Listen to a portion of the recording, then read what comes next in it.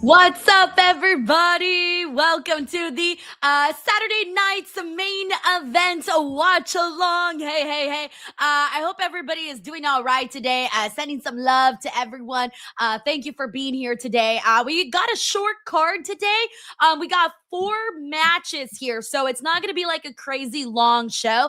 However, I will be here, of course, doing the watch along, and then immediately after, I will be joined by Sancho West, and we will be doing our little post show for the day. So it'll be a good time, and I'm happy to have everybody on here. Also, I am repping Jacob Fatu today after that hell of a promo that he had last night on SmackDown, and he has a pretty big matchup today against Cody Rhodes. I'm all gas, no breaks, baby, for today. Also, I just realized I need to get the chat up here on the screen. There you go. I was looking at it and I'm like, something is missing. What is missing? Yes, the people. Anyway, so happy to see everyone here today. I just want to shout everyone out. Thank you for being here. We are 2 minutes away from getting started. We got Mictario who gets the party started up in here. He says, what's up, DWO peeps and queen? Best way warming up to watch Saturday night's main event. Well, it's snowing here tonight on the East Coast. Stay warm, DWO peeps. That's right. I know that a lot of you guys on the other side of the United States are kind of dealing with a lot right now. If you are I don't know if anybody's power has gone out or if it's gotten that extreme just yet. I'm not entirely too sure, but hopefully you guys are okay and are able to have your power on so you can stay warm and just stay off the streets and all of that. So I hope everyone's doing okay in that regard, especially if you are in those areas. Please take care of yourself, and I'm happy to have you on here. Hopefully it'll be a nice, chill, but exciting show. Mictaru, thank you so much, man, as always, for the consistent support, bro. We got Sheldon Jackson up in here, continuing his streak, keeping it alive. I feel like every time Sheldon sends in a super chat and keeps his streak alive, I imagine him like The Undertaker with his eyes rolling backwards, and he's like, yeah, once again, I continue the streak. He's got the tongue out and everything. We got Spike Hunter here, who also, hey, Spike, also gifted a DWO membership. Spike, you have been so freaking kind on all of these streams, so I just want to say thank you, man, and I hope you're having a good weekend, a nice chill Saturday. Thank you so much, Spike. We also got Matt Reichel. What's up, Matt? He says, sup, my DWO and my Cali queen, sipping on hot green tea and honey hunkered down with the storm coming and watching Saturday night's main event and UFC. Yeah, man. I know the UFC's on today, so I know a lot of people got a lot to choose from and a lot of different things to watch. Did this freeze? Hold on 1 second, guys. Or has it just not started yet? No, I guess it hasn't started yet. Hold on, let me make sure my thing's still working. Yeah. Okay, I'm watching and I'm like, okay, it's 5. Is this show on? Okay, there you go. Now it's on. Let me get the audio. All right, how's the audio for everyone? Let me know if that's a good amount or if you guys want it louder or not. But yeah, man, I hope you're having a cozy one. It sounds like you are, especially since you are sipping on some green tea. So yeah, man, stay comfortable out there. So shout out to David, who's watching from New Zealand. Hey, man, that's hella awesome. Now you're like on the other side of the world, man. Thank you so much for the love. Thank you to Don, by the way, who says the audio's good. Okay, great.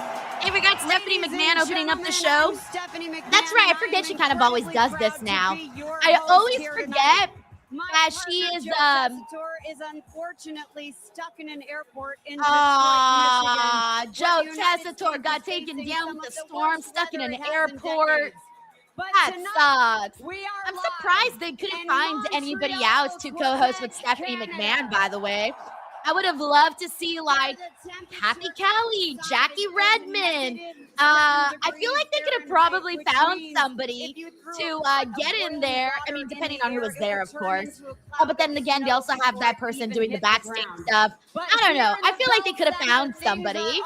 But cool for Stephanie McMahon. You know, she gets to do this. She's gotten a lot more hosting ops under her belt. So like the the experience is better. Oh, people want it louder. Okay, hold on 1 second. Are you ready? All right, how's that? I put it up a lot louder. Let me know if that works. No, Montreal, I said it. Move. pray. Oh, I was like, what is Stephanie saying? I forgot they're in Montreal. The Saturday night's main event. Jared Palmer said, should have asked Denise, she was free. Yeah, like, can you imagine, like, last minute, It started LA to just like any Montreal? other That'd be Saturday crazy. night in the 80s. Okay, good. Audio's good. Okay, good. Arcades.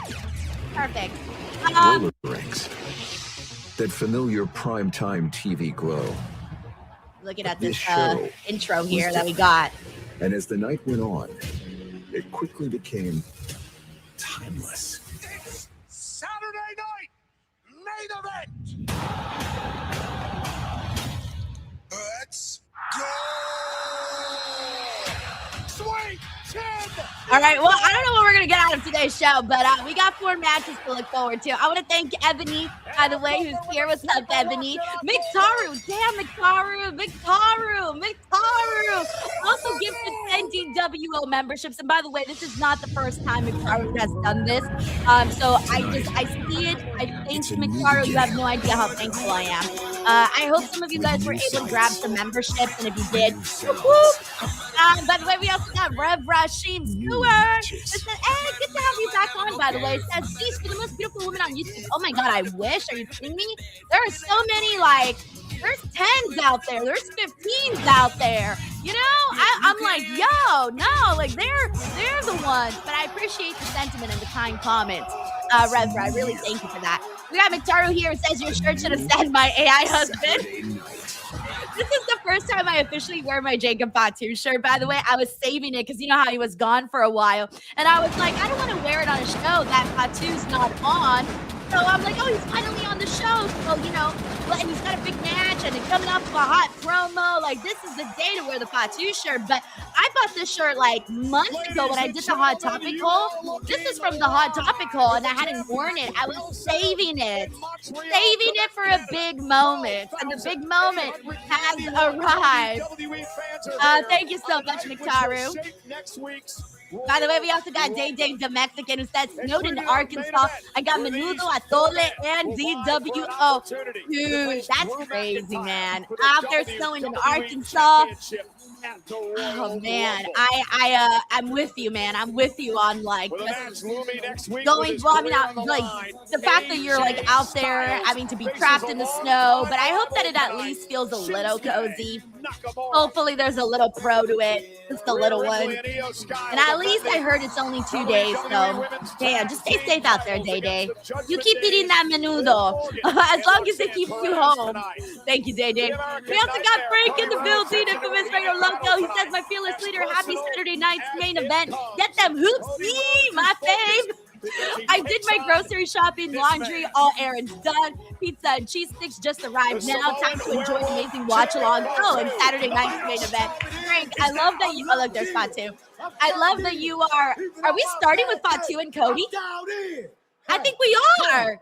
He's already making his way over there. I went from EBT to WWE. Yo, that's growth, man. That's growth. Let's fucking go. Wait, I got the shirt. Let's fucking go, Fatu. Oh, gas, no brakes, baby. I would love it if he got a win today, by the way. But, you know, WWE, they're probably not going to do that. But I hope they do. I hope they prove me wrong. But yeah, no, hey, Frank, I'm so glad you were able to get all your errands done. You did more than I did today, by the way. Like, you literally did. I took a nap today because I actually have, like, I don't know if this has ever happened to someone, but, like, has your eyelid, like, ever hurt?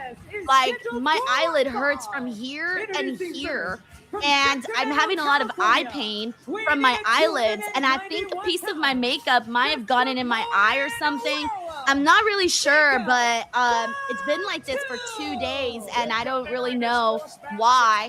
Like, I don't really have nothing. But so I decided to take a nap to see if the nap would help. I thought maybe, I'm tired. Maybe the nap will help my eyes. And it did not. I woke up and I was like, oh, my eye. I went to my husband and I was like, can you look in my eye? Is there something in there?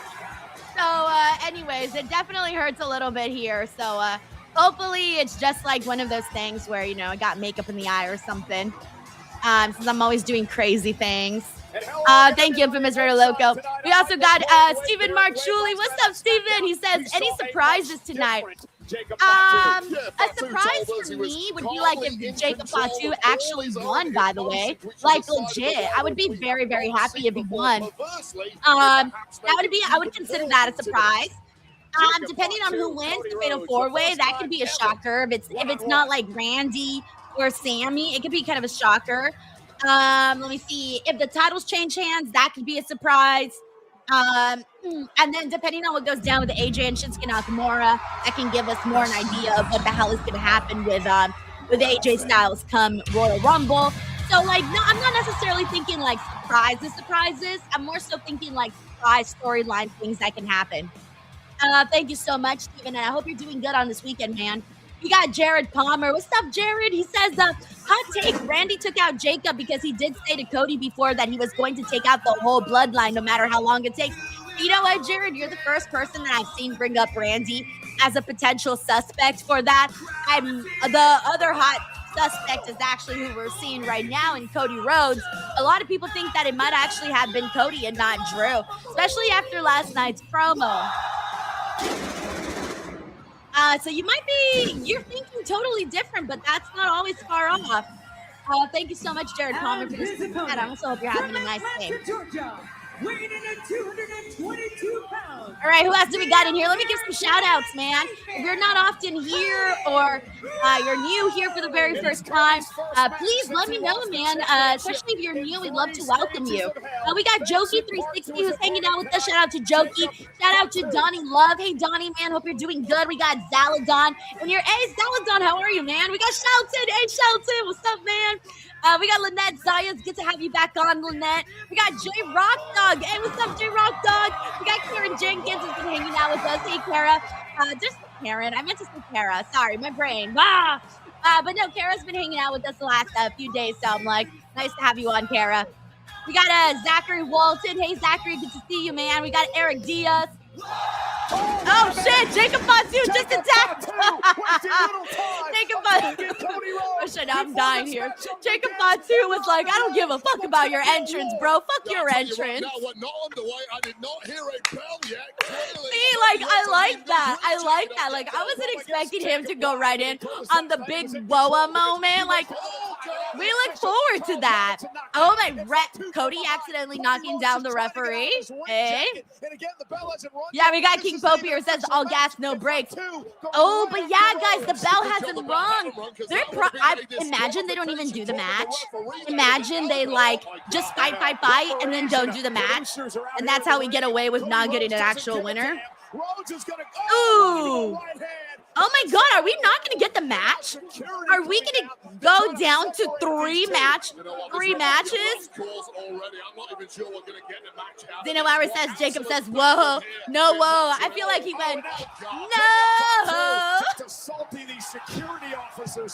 I like this for Fatu, though. He seems like a lunatic, and it's good. Like, good lunatic. Oh.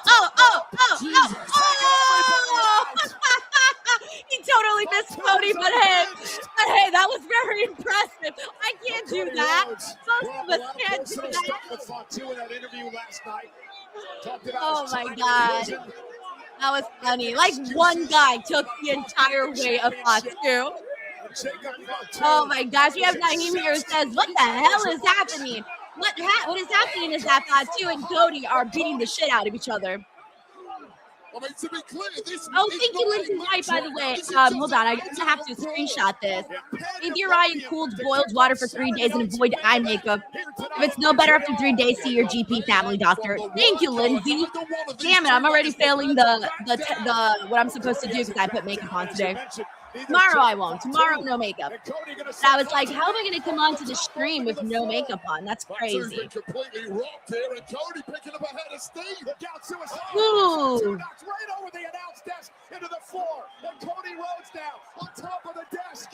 Damn, I like this energy, man. I really, really like this energy that we're seeing right now on the show. It feels different because I feel like WWE doesn't always really do stuff like this. This feels a little lively. You know, like sparks are flying right now. Sparks are flying. Cody wants his pound of flesh. Yeah, we got Jordan from Canada. Hey, Jordan, what's up, man? Jordan says pushing Cody to his limit. Exactly. Team Jason, I do interact with people on Twitch. Yes, I pop up the comments all the time on here. Yeah, for sure, bro. I think if you're on Twitch and you're a little bit more active, the more your comments pop up, the more I'll definitely pull you up.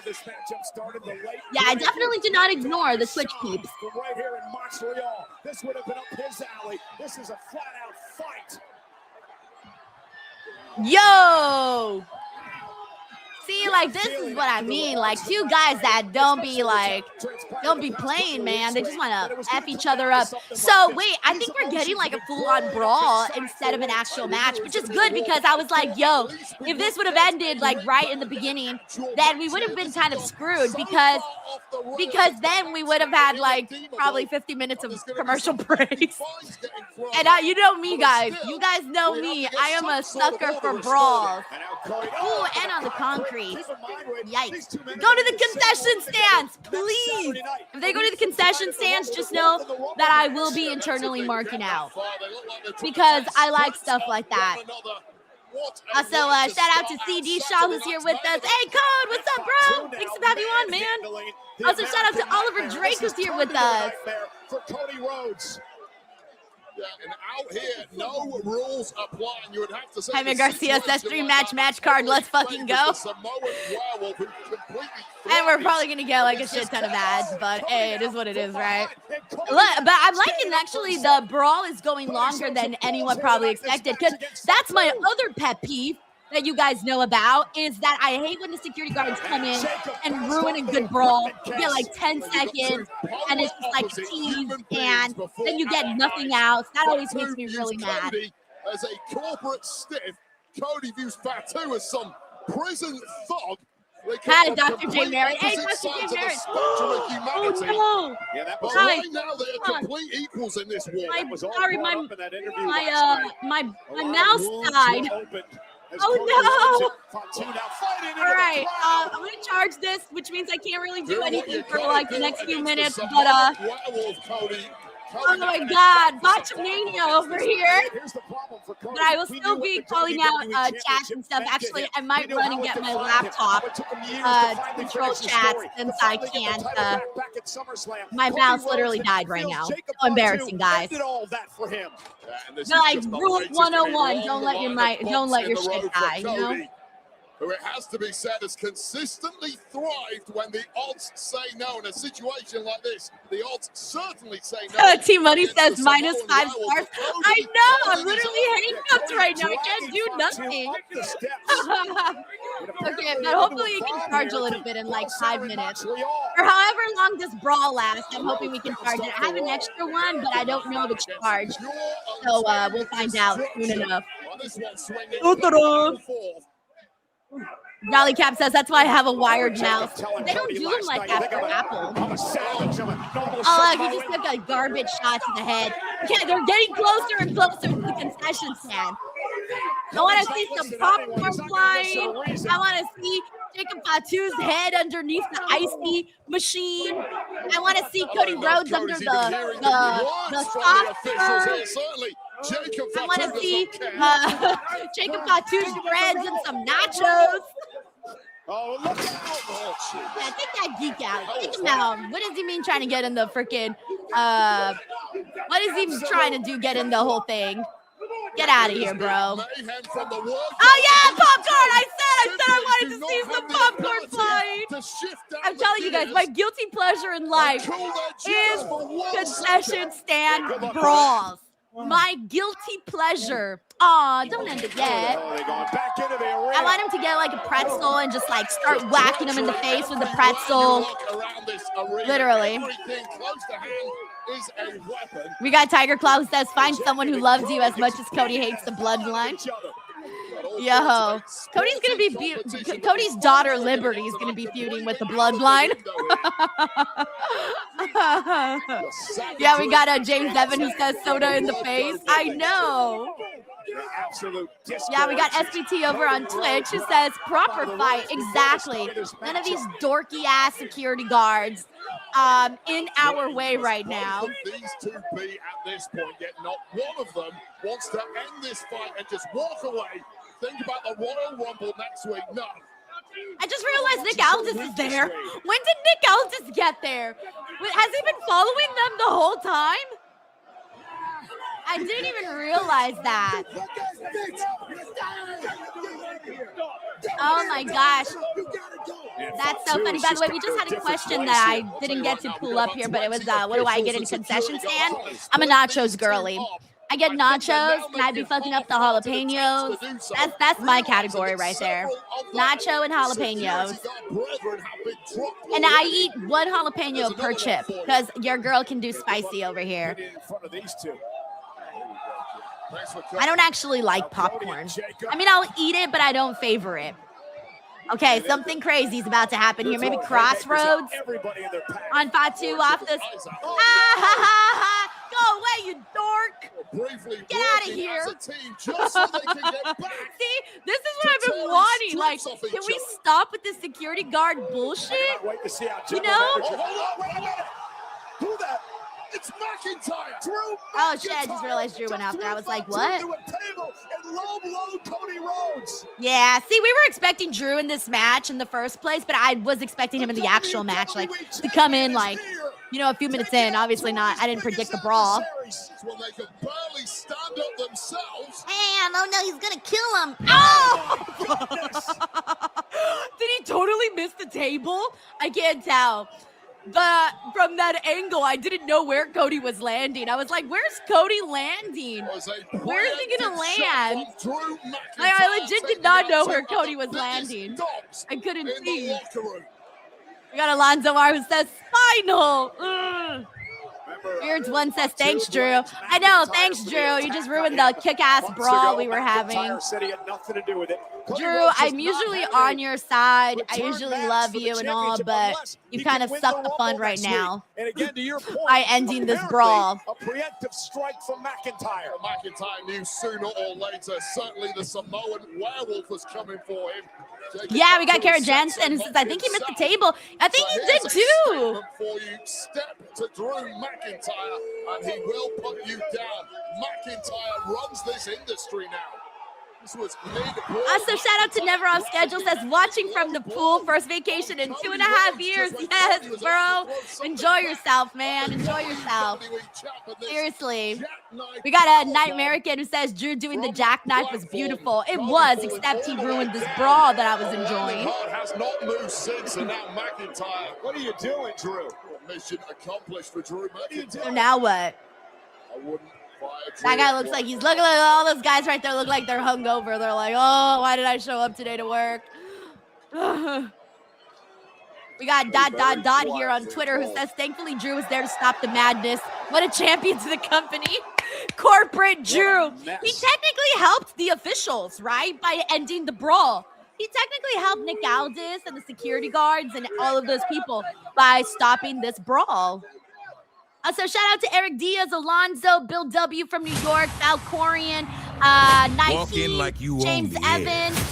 We also got Jordan Dizza. Thank you guys so much for being here. Okay, give me a second, everybody. I'm going to run and grab my laptop so that I can maneuver this stream because my thing is charging. Hold on one second. Take over the stream. I'm going to let John Cena host. The stream for a second.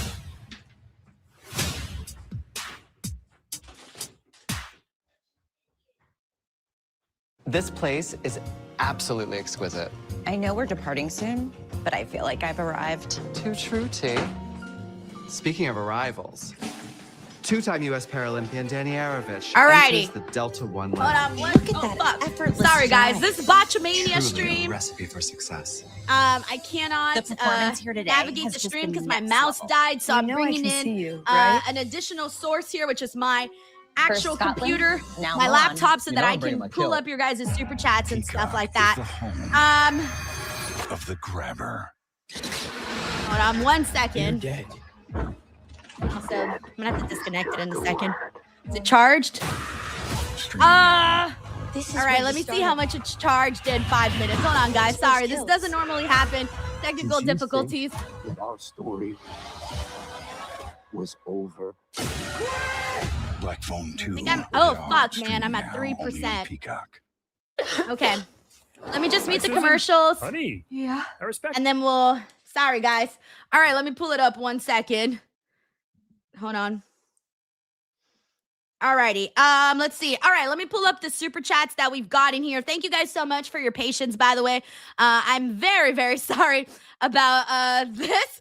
Let's see. We got, where did I leave off of? We had yes, we got Marshman in here. What's up, Marshman? Thank you so much for the love, bro. He says, about to get a foot of snow. Thankful I have a warm house and a wrestling and the DWO. Is Fatu the DWO AI stepdad? Okay, I'm dying at you saying that Fatu is now the AI stepdad of the DWO. Okay, so if you are part of this channel, you can officially call Jacob Fatu Daddy. Hey. All right, this is turning into a totally different stream, everybody. Oh my God. Thank you so much to Marshman. We also got Zeladon Snyder, who became a brand new member of the DWO. Thank you so much for the love, Zeladon. We got Jared Palmer. He says, if this was a real fight, Jacob wins in 10 seconds. LOL. Hey, look, Jared, I'm not going to say you're wrong, but like, you're not wrong. Thank you, Jared. We also got Mark Jaramillo in here. What's up, Mark Jaramillo? Spike Cutter says, I will not call Fatu daddy. Come on, just try it one time. We got Mark Jaramillo here who says, Charles the ref was legit hurt. That X went up. Yo, I didn't see that. Like in the midst of all the melee, I did not even catch that. So thank you for pointing that out, man. And also thank you for the super chat, by the way. Let's see what we got here. We got Zeladon. What's up, Zeladon? Says, Denise, a producer for WWE popcorn spot. Bro, yeah, I was gonna say, how do you not do a popcorn spot? Like, you're in a concession stand. It's the easiest thing to do, and the easiest thing that isn't like that messy. Because if you bring out the nacho and the nacho cheese, like, forget about it. We also got Jeff Wirtz here who says, I've been covering a high school basketball tournament for a week. I'm currently made of 99% nachos. Jeff, thank you so much for this generous super chat, by the way. It's funny because now I imagine that if we like split you open, instead of blood coming out, you're gonna have just like nacho cheese pouring out of you. But hey, man, when the nachos hit, the nachos hit. Thank you, Jeff. I hope you're having a nice day today, man, and enjoying Saturday night's main event. We also got Infamous Raider Loco here. By the way, we're on a commercial break. Infamous Raider Loco says, my dumbass waiting for John Cena, then realized, no! Frank, did you not get my joke right at the beginning? Look, no other stream had a John Cena appearance on this stream besides me, all right? John Cena out here hosting my show. All right, we're back on Saturday night's main event. Give me a second. Let me get the audio back. You can also pay homage Alrighty. to the epic war between Guys, sorry, I'm WWE hella and multitasking WCW right now. with the Monday Night War edition, Thank you featuring so early much to access Infamous bonus Raider content Loco. from some of the Also, biggest shout out to legends Vinny from Mac Raw here, and says War. DIY is the greatest tag team ever. Vinny, man, I'm sorry because now your team is basically done, bro. Like, Ciampa's going to be gone, which is unfortunate for the team. But, you know, hopefully Ciampa finds, you know, I hope he doesn't stop wrestling, of course. I don't think he is. I think he mentioned he put, like, his booking info and stuff. But I hope that he whatchamacallit, I hope that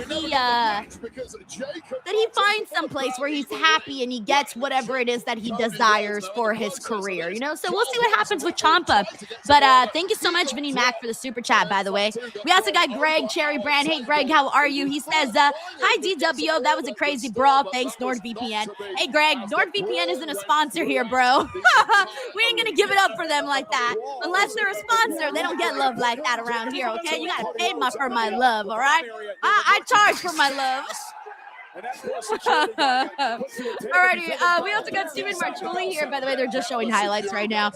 Steven says we are getting a three-way with Drew, Cody, and Jacob. It feels like, yeah, I can feel that. I'm thinking maybe, or I know that was a prediction for WrestleMania, or not a prediction, excuse me. That was a rumor going around that was a possible WrestleMania matchup. So I think we might be heading that way. So I wonder if that means that, like, you know, I'm wondering if we can kind of predict the rest of what might happen with the Fatal 4-Way, whether or not Drew drops the title, all of that stuff.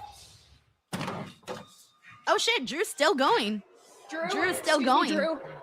Look at Kathy. Poor Kathy. Just to counter the madman. An explanation. That was a statement to everybody on the roster. You want to run your mouth or come near me or this title? That's exactly what's going to happen to you. Move. Aw, why is it, bro? Kathy's been having a terrible weekend. Everybody was treating her so poorly on SmackDown, and now he's out here telling her, move. That is so rude. Alrighty, thank you so much, Steven. Also, looks like the women's tag team match is next. I'm expecting Io and Rhea to retain. Let me know if you guys think so too. Thank you so much, Stephen Marchuli. Also, shout out to JMSHO W Real Talk. I was almost gonna say Wrestle Talk. W Real Talk was on here and just became a brand new DWO member. Dude, welcome, man, and thank you so much for the support. I really appreciate that, man. Alrighty. Okay. Let's see what we got in here from the chat. Give me 1 second.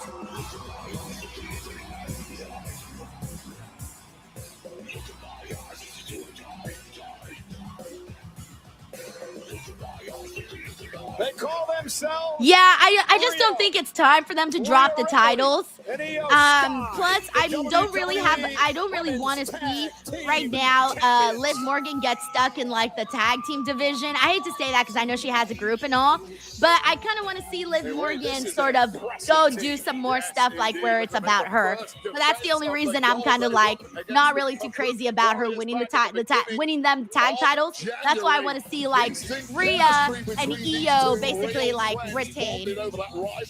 By the way, let's give some more shout outs, man. Who's here with us? We got Twitch side. Over on the Twitch side, we got 1996 Brandon, who's hanging out with us today. What's up, Brandon? Shout out to Craig Woodhouse. Shout out to Ollie and Luke. Yeah, seriously, shout out to Ollie and Luke. We got Mr. 100 Strong in here. He says, as much as I love Io, Liv, and Roxanne are my girls. Yeah, I love them too a whole lot. Seriously. Let's see. We also got Steven Romero in the building. What's up, Steven? We got Vic Thunderboy. This is interesting. He says, Jackie said that she wanted wrestlers to shout at her during the CVV interview. So I guess wrestlers are going to be more aggressive to interviewers. I love it, says Vic Thunderboy.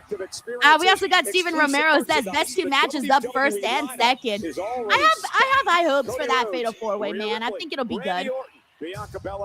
Also, shout out to Otto here. Says, I think Raquel accidentally cost her team. That's a good prediction there. We also got Robert Michael in here. What's up, Robert? He says, I think Rio will retain. Let's see what else we got here. Who else is in here? Hey, shout out to Billy Sargent, who's hanging out with us. We got Henry Kiernan. We're still making our entrances in here. We got Lynette here who thinks that, where'd you go, Lynette? Oh, Lynette says, Denise, why do I have a feeling that Liv Morgan and Raquel is going to turn face? I feel like Liv Morgan might turn face. Raquel's definitely not. The way that she was attacking Raquel, the way that Raquel was attacking Stephanie, definitely not a face. So if anybody would turn, I would think it'd be Liv Morgan. She never lost the tag team titles. She went out with an injury. Roxanne Perez would take her place, and her and Raquel Rodriguez successfully defended. By the way, we got Frank here who says, get the take. All four of these women, gorgeous badasses, love both teams. So whoever wins, wins. My daughters, Rhea versus my sons, Liv. Me just smiling. Yeah, I know that those are your guys' favorites there. Yeah, I mean, like, I think when it comes to Rhea and Liv, they've been intertwined so much that at this point, it's like, all right, whatever happens, happens. Like, we're going to be connected for, like, ever, is what I feel like. Thank you so much, Frank. We also got Zeladon Snyder. Thank you, Zeladon. He says, enjoy the WWE. Sorry, heading to watch UFC. Go, Rhea. Have a good night, Denise. Hey, man, enjoy yourself, man. Have a good time watching the UFC, watching the show, all of that. Yeah, hopefully Saturday night's main event's a fun one today. I thought last year there were a lot of episodes of Saturday night's main events that I didn't love. I feel like this one is already off to a better start than like most of the Saturday night's main events that we saw last year. So I would say so far we're off to a good start. Thank you so much, Zeladon. The team of Alrighty. Roxanne Perez and Liv Morgan. I'm hoping that my mouse can charge by the, like, how long does it take to charge a mouse to like 20%? I just need it to get to like 20%. WWE Women's Tag Team Champions, Io Sky. So what's up, Joker? Thank you so much for being here on the stream, man. Hope you're doing well. Nice to have you on. Hey, what's up, Mike? He says, when does Bianca show up? She's got to show up at the Rumble, right? Like, how do you not have Bianca at the Rumble? That's what I'm going to say, man. Danny Love says 15 minutes. Ron Stubbs says, try it now. I did it. It was like at 3%. But 3% is not enough to last me the next 2 hours, so I'm going to charge it just a little bit more. Holding the titles high. Hey, what's up, Cody says, I miss Bianca. Me too, man. Yeah, I agree with James here. It says Living Garcia does not age. No, she does not. The genius of the sky with a thank you so much to Greg, by the way, who says Liv looks like second wife material. What is that supposed to mean? What is that supposed to mean? Liv Morgan coming on the fore early in this one. And Liv Morgan very aggressive in the early going here against Io Sky, now mocking Sky as she I love Liv Morgan's gear, by the way. The red with the black and white stripe. Very, very fun. All 8 Royal Rumble matches. Very, very fun. Oh no, what did I say? Does the scrap says that's what she said? Oh no, what is this in regards to? Comes in off the double so team. Funny. Such nice chemistry between these two Judgment Day members. Attack there. Yeah, I really love both. Actually, both Roxanne's and Liv's gear. Fresh of an Io Sky. Oh! Cody here says Apple with its brilliant design. Right, like the funny. Oh, nice. Look at Io. I mean, every time Io does anything, it's incredible. One of the things that she did on Unreal, she did this thing where she was like doing a handstand on the wall for like several minutes. It looks really cool. I almost wanted to try it and see how long I could last. But yeah, you're right about that. I don't understand why Apple does it so that the charger is like in the bottom. You know what I'm saying? Like I can't even use it. If it was like right here or right here, I could still use it while it's charging. Or like up here, or literally anywhere that isn't right here. Right, like I would still be able to use it. Of course, so funny. Knows all about that being a founder member of the Judgment Day before she got unceremoniously booted out of there. And it made a lot about this. Corey and I talk about it on a Raw a lot. By the way, we got Frank here who says, maybe me being optimistic, but was hoping to have KO appearance, but maybe saving for Rumble like Bianca. And I don't mind that at all. Get the other 10. Look, honestly, when it comes to Kevin Owens, I don't care what show he comes out on, as long as he is healthy to come back, man. That is all I care about, whether he came out here, Royal Rumble, or literally any place else. I don't care as long as he was good to go. Because we don't really know. Like, I don't really know what the situation is with Kevin Owens. You know, we could be in a world where he doesn't come back, and that would be like worst case scenario. Not worst case scenario, because worst case scenario could obviously be worse. You know, wrestling is second to your life, obviously. But still, like, I look, when we get Kevin Owens back, I'm gonna appreciate him harder than I did before. Mind you, I was always a Kevin Owens fan, but I just appreciate him a lot even more. Thank you so much, Frank. Cover for the titles, and Io kicks out Act 2. Io's in a bad way now. It's been 2-on-1 from the early goings. You just see it in the eyes of Rhea Ripley. A little bit of frustration, maybe a little bit of when Rhea and Io finally decide to break up as a team, do you think that is it Io that turns on Rhea or Rhea that turns on Io? Because personally, I'm kind of in love with the idea of Rhea turning on Io. I would really kind of like that. Sky from Rhea. Yeah, as you were about to say there, Cole, this is just the textbook tag team chemistry from the Judgment Day. Yeah, we got Kev here who says, amen, Denise. I just want to see him come back eventually. Exactly. That's how I feel, too. Rhea Ripley on the outside is probably the smartest possible tactic in a match like this. We got a JM Show here who says Rhea would make a better heel. Yeah, I think so too. It's kind of hard to hate Io, to be honest. It really kind of is. We got Tiger Claw here who says Rhea turns on Io. Zachary Walton says Rhea that turns on Io. And we got Tracy up in here. What's up, Tracy? Oh, God! What? Sorry, I'm so stupid. Get this! Oh, sorry. I know it's 2026, but I'm just discovering technology. So you know how I'm using my laptop to move the mouse? I thought it could only move the mouse on the laptop, but it's moving the mouse on the desktop. What? I don't know how that happened. So now I'm like moving. I can. This makes it so much easier because I was like literally going here and here and here. Oh, I don't know. Someone that understands technology better than I do can explain that. All right, Rio's about to get in there with Liv. Also, Tracy here says if KO comes out at the Rumble, seriously, $100 super chat. Tracy's gonna be like, I'm so happy. Take my whole bank account. KO is back, baby. Tracy, you're the best. You're the best, Tracy. Thank you for the love. I hope you're doing good today, Tracy. I hope you're staying comfy out there. We also got Don here who predicts that Rhea turns on EO. Matthew says, why does one have to turn on the other? I don't know, because we're evil. We're just like, break up, don't be friends. Thanks, Matthew. What Morgan did, one of the reasons that Rhea Ripley, Damian Priest were yeah, I do not understand technology. This is crazy. I would excommunicate Jason Ayers for that pin count. Shoulder was clearly up. And Rhea now looking for Riptide. Liv Morgan lands on her feet behind Ripley. Looking for the code breaker. Intercepted by Rhea. Too powerful is Mammy. And a kick to the knee by Ripley. King Pope says Denise acting like a caveman discovering fire for the first time. Dude, I don't know how this happened. That's all I know. Like 1 second I'm like navigating over here, and then you know I was like, what is happening? This is moving.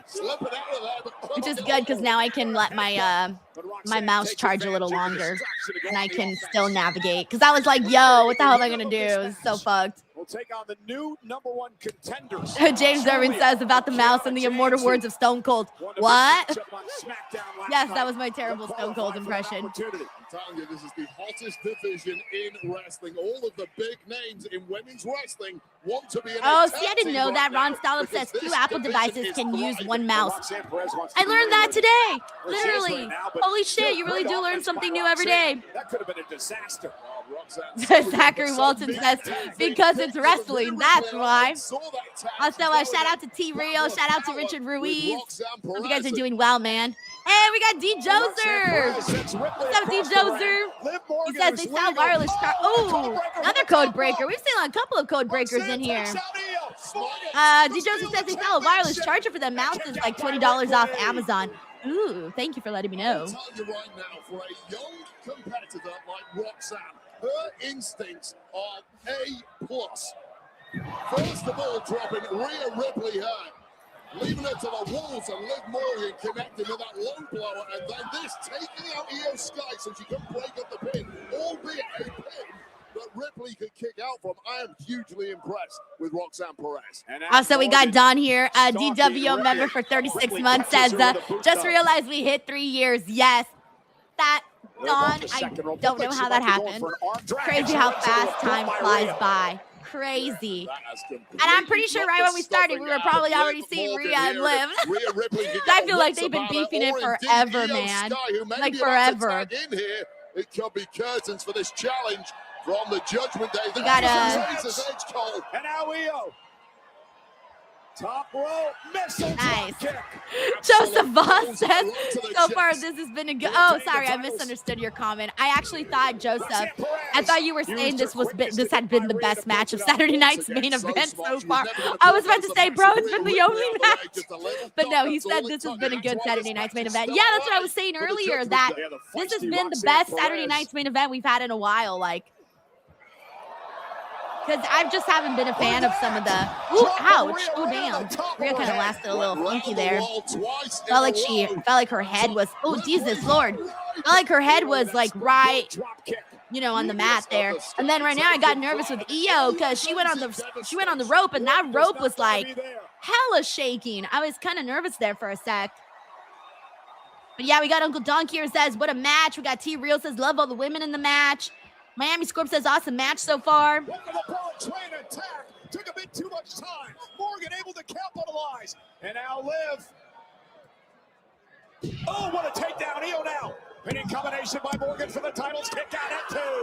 What a unique move there from Liv Morgan. Almost a spinning crucifix type bomb there. Almost got the top, almost saw the championships. We got a Tiger Claw here says, wait, Denise just had minutes to like a tag team match. Coach says, Io doing jumping jacks in the middle of it all. Yeah, dude, she's got like crazy conditioning, man. I can't imagine Io getting tired.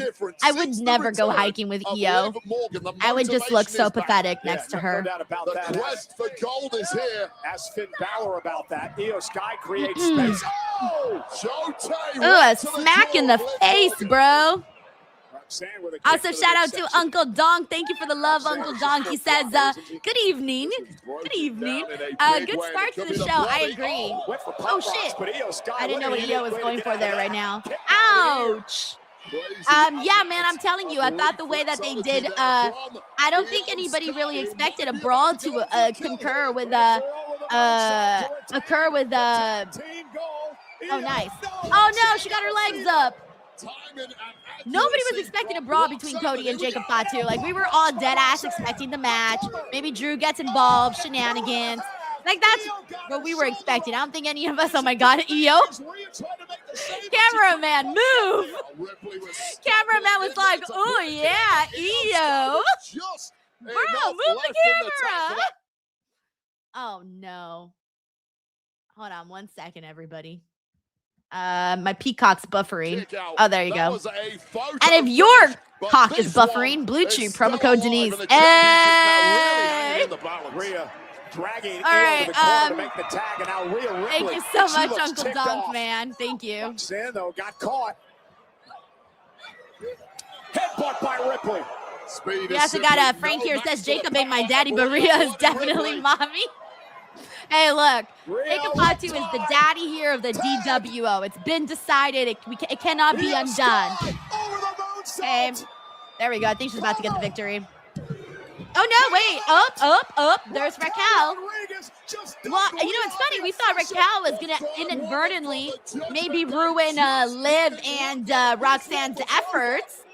Mind you, she has a lot of history with Rhea Ripley. But still, she did it for her amigas. Which is interesting because I was starting to not trust Raquel there with Liv and Roxanne. I was starting to question her loyalty. Well, of course, with the referee down, this is not a disqualification yet. Yeah, so, yeah, Jacob Fatu is everybody's daddy, guys. He don't got 7 kids. He's got 38,000. Hey, there's our baby girl, Stephanie. Get the tag! Oh, she doesn't have the boot, does she? Nope, she does not. Our baby girl is boot-free. Yeah, take her out. Do another concession stand brawl. This time with La Chicas. Oh, Jesus. Oh, Jesus. And you mentioned the walking boot. Stephanie in that boot for a number of weeks. Oh, those fans are like, I just got to see Stephanie up close. They're like hearts coming out of their eyes. For the women's tag team titles. Oh my gosh. Thank you so much, Frank. Down, the referee down, shaking off the cobbles here. Cover. Roxanne almost stole the championship. Yeah, this has definitely been a million times better of a Saturday night's main event. Like, even this match is amazing. We got Eric Diaz here, says Liv to win the Rumble. Denise, great watch along. Eric, thank you so much for your prediction. I'm going to be dropping my women's entry predictions tomorrow morning, so keep an eye out for that. I think you'll have a great time watching. And I dropped the men's one today. Thank you, Eric, for the love.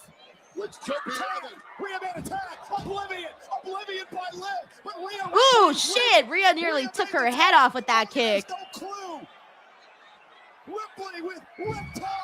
Yeah, this is it. Oh, she, yeah. Oh, yeah, look at that. She, ooh, I have no words. She locked that shit in. Liv was like, Liv was folded like a napkin, bro.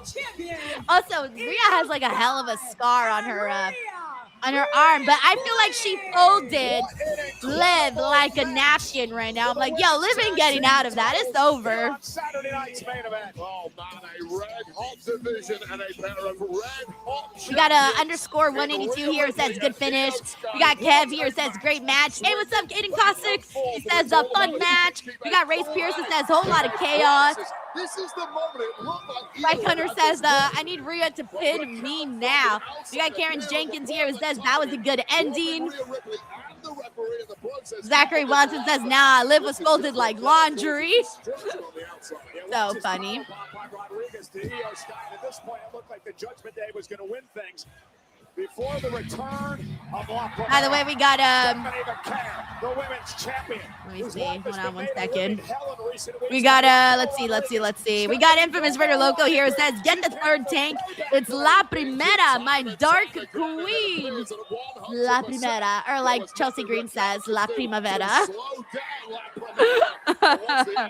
So funny. Thank you, Frank. We got Victoria here who says our women are money match. Yeah, no, they really delivered. I feel like this was one of their best because we've seen a lot of these tag team combination matches. And I think that this one's been the very best that they've had in a while, like legit. It's been a good week for a lot of these women's tag matches because NXT had a really good one too on their end. And now this one. Thank you, McTaru. Next up for the champs. We got Uncle Don here. It says interference downgraded the match from 4.5 to a 4. But I feel like was it needed? No, but it did give it like that extra layer of, oh shit, maybe the championship titles will change hands, but then they didn't. Thank you, Uncle Don. We got David Primero here who says the referee count so slow. Liv should have won. I do hate when the referee count is a little too obviously slow. Thank you, David. In the career of AJ Styles. AJ Styles is putting his entire wrestling career on the line against the career killer Gunther next weekend. Are they milking it, guys? You think they're milking it? Like, do you think they're trying to make us think that AJ is really retiring? So they're either milking it or not. I'm not really sure if they are or if they're not.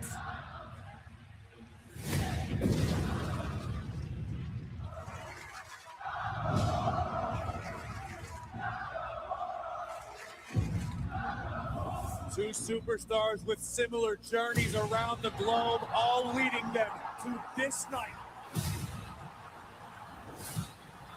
Yeah, I just don't know, man.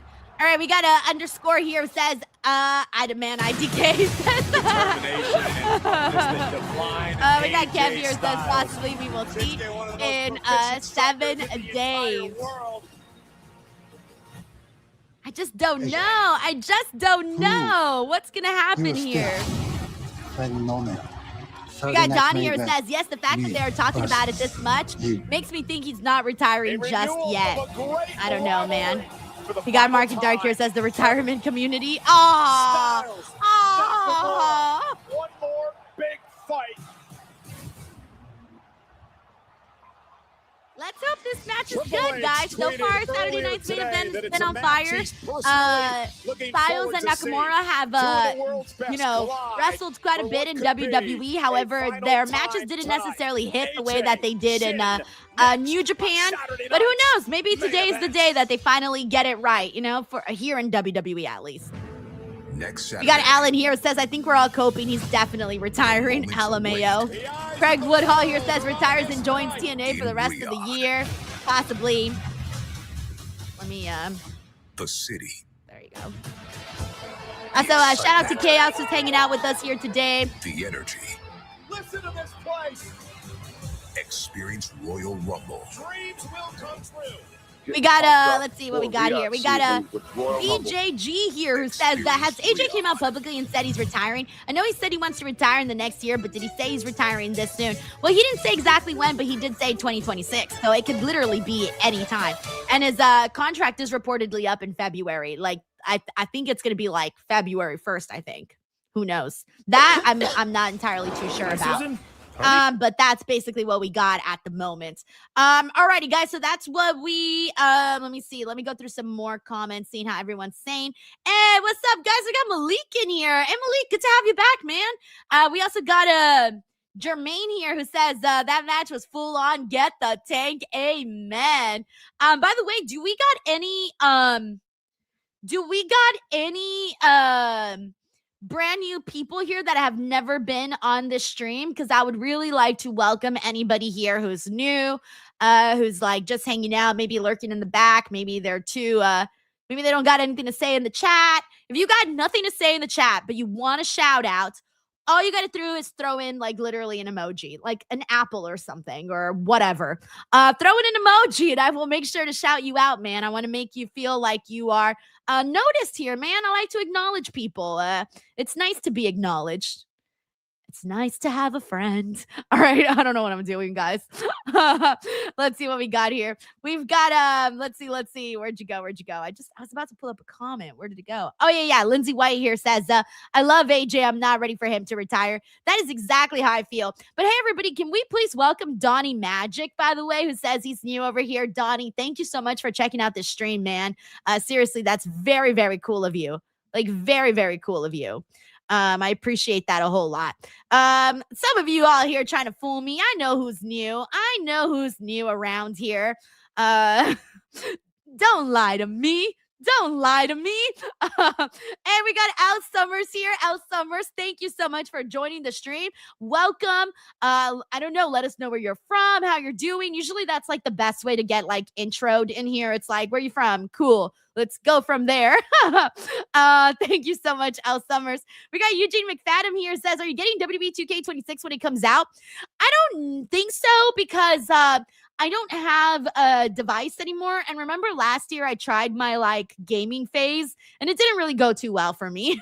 I think I'm past my gaming phase. Like I will definitely promote WWE 2K26, but I don't know if I would play only because I'm not really like a gamer. You guys know that. I tried and I kind of failed. So, I think we all know our strengths, okay? Gaming's not one of them for me. Let's see. Hey, we have Raphael. He's not new, but we still got Raphael in here. We also got Big G, who's also not new. Do not lie to me, Big G. Hey, what's up? We got Anthony Cooper in the building. Shout out to Mark McKitty. We got Devontae Ha. Yashiro. What's up, Yashiro? Good to have you back on, man.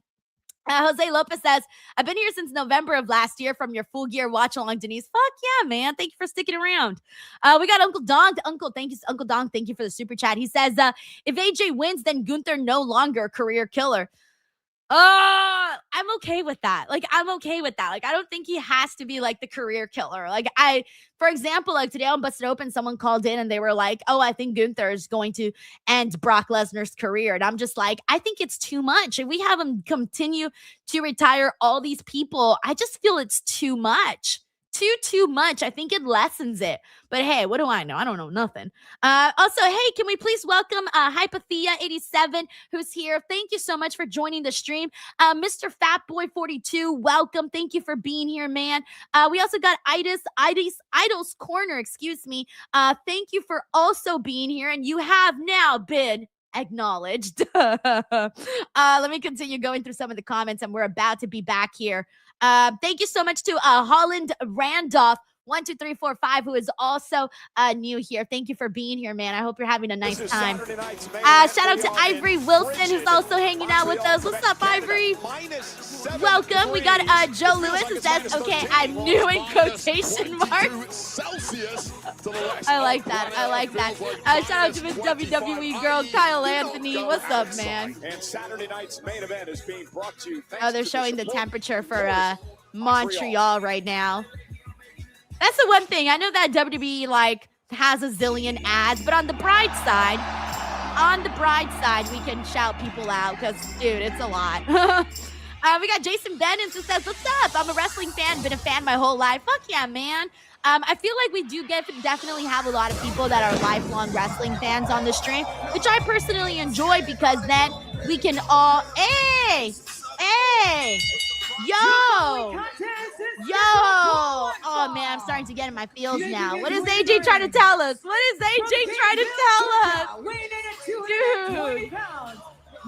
Oh, my God. I'm starting to get sad now. What is happening? That AJ Styles ever wore a mask to the ring. was a decade ago. Jesus January of Christ. 2016, his last appearance in New Japan in a matchup against Shinsuke Nakamura. Oh, guys, for is the this like, is he telling us like this is it? Championship. AJ Styles Oh going man, old by the school. way, we got Frank here. Frank, thank you so much for the love, bro. He says Gamer Denise will bring in a new demo. Young men and women love to see gorgeous leader playing games. Think of the demo. LOL, get that bag. I feel like the gaming demo, like the gaming people, like they only like to play with people that are like really experienced, you know? It's embarrassing, like for me to like go out there and try to figure out games. Thank you, Infamous Raider Loco. We got Donnie here who says I've been subscribed sometime, but this is my first live stream. Fuck yeah, bro. Thanks for checking it out, man. I know it takes a second to like get used to, but once you're in, baby, you're in. That's what she said. Blue Chew promo code Denise. Welcome, Donnie. Donnie's like, what the fuck? I might have to unsubscribe. I don't know what crazy stuff I just came into. Also, shout it out from we have Gerard Q. Simpson. It says checking in from Champaign, Illinois, and from No Dirt Sheets. My day off. Hell yeah, man. Let's go, baby. Thank you so much for being here. Doing such a hit. Also, shout out to Palak Gooped Up. I appreciate the watermelon. Hope you're doing good, man, and welcome. Welcome, welcome.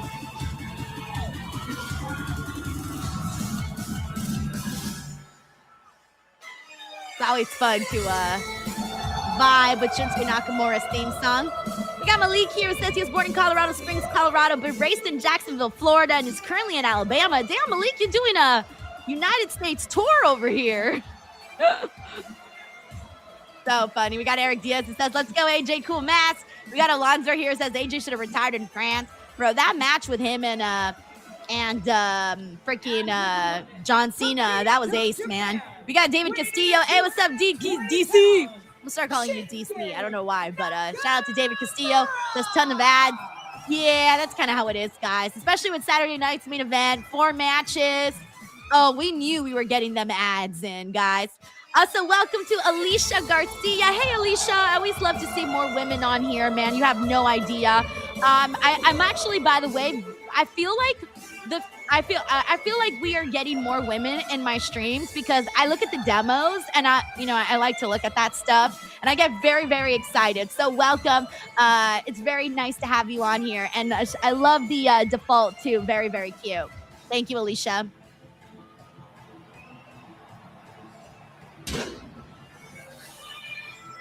Me when I'm tired. All of us when we're tired. Shinsuke Nakamura right now on the floor. Oh my God, so funny. Hey, we got DJ in here. What's up, DJ? So good. This song's so good, but you know what hits really hard? That Finn Balor song, man. When he came out in Balfest in his match with Punk, with his OG music. That was so great. Also, shout out to Richard G, who's watching over on the Twitter side. What's up, bro? All right, here we go, guys. This is happening, man. This is happening. Because Lady says, females represent. Fuck yeah! Let's go.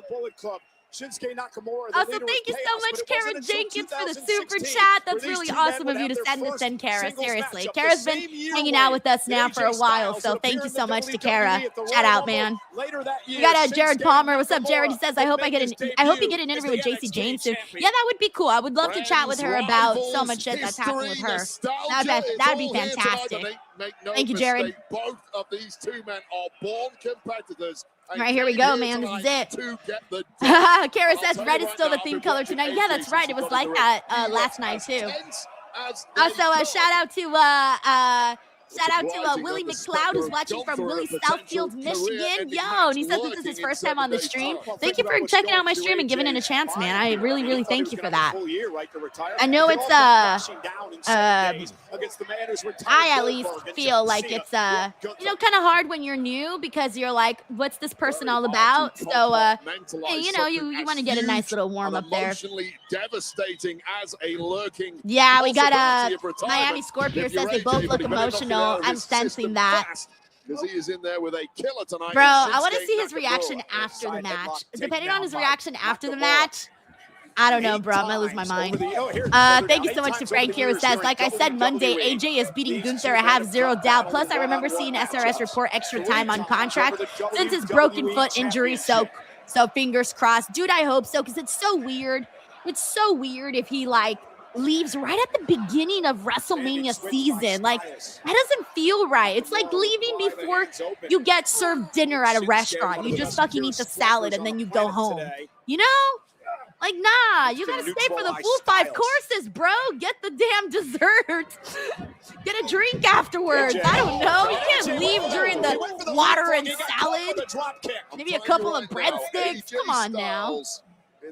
Thank you, Infamous Raider Loco. So far in this match has not looked his usual self. He looks tense. He looks like he's I gotta check the poll. I posted a poll on our community page here on YouTube where I did ask people, like, do you think AJ's really done at the Rumble? I posted that this morning and then I fell asleep, so I got to look at the poll. Oh, hey, what's up, Eric? Eric says, welcome to the coolest watch along. Denise is the go. Let's fucking go, man. We got Jermaine here says, no way AJ loses to Gunther again with his career on the line. God, I hope you're right, Jermaine. I'm gonna be on the edge of my nerves at the Rumble. Hey, what's up, Godfather? What's up, man? He's here. Thank you for being here. Godfather, Delmacto, Dominic Williams. Hey. Tiger Claw says AJ loses that Rumble. WWE Unreal Season 3. HHH be like AJ was never gone. So funny. Who knows? That might be part of Season 3 of Unreal. AJ Styles goes.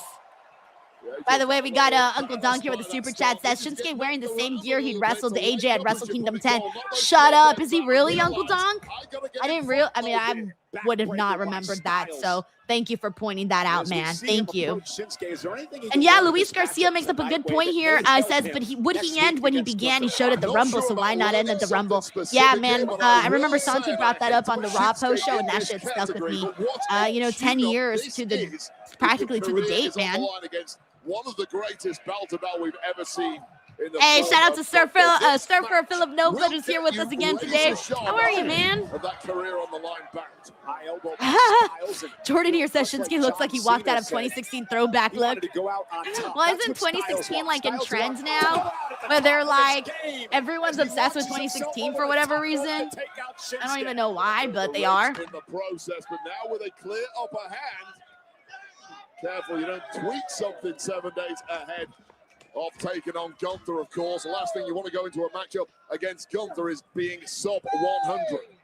Interesting to see referee Dan Engler in the ring. He has been a referee for many of AJ's matches over the past couple We only of have decades. 2 more matches, guys. I'm sorry, one more after this. My apologies. I was counting both of them, but we still got about an hour left on the show. A little under an hour.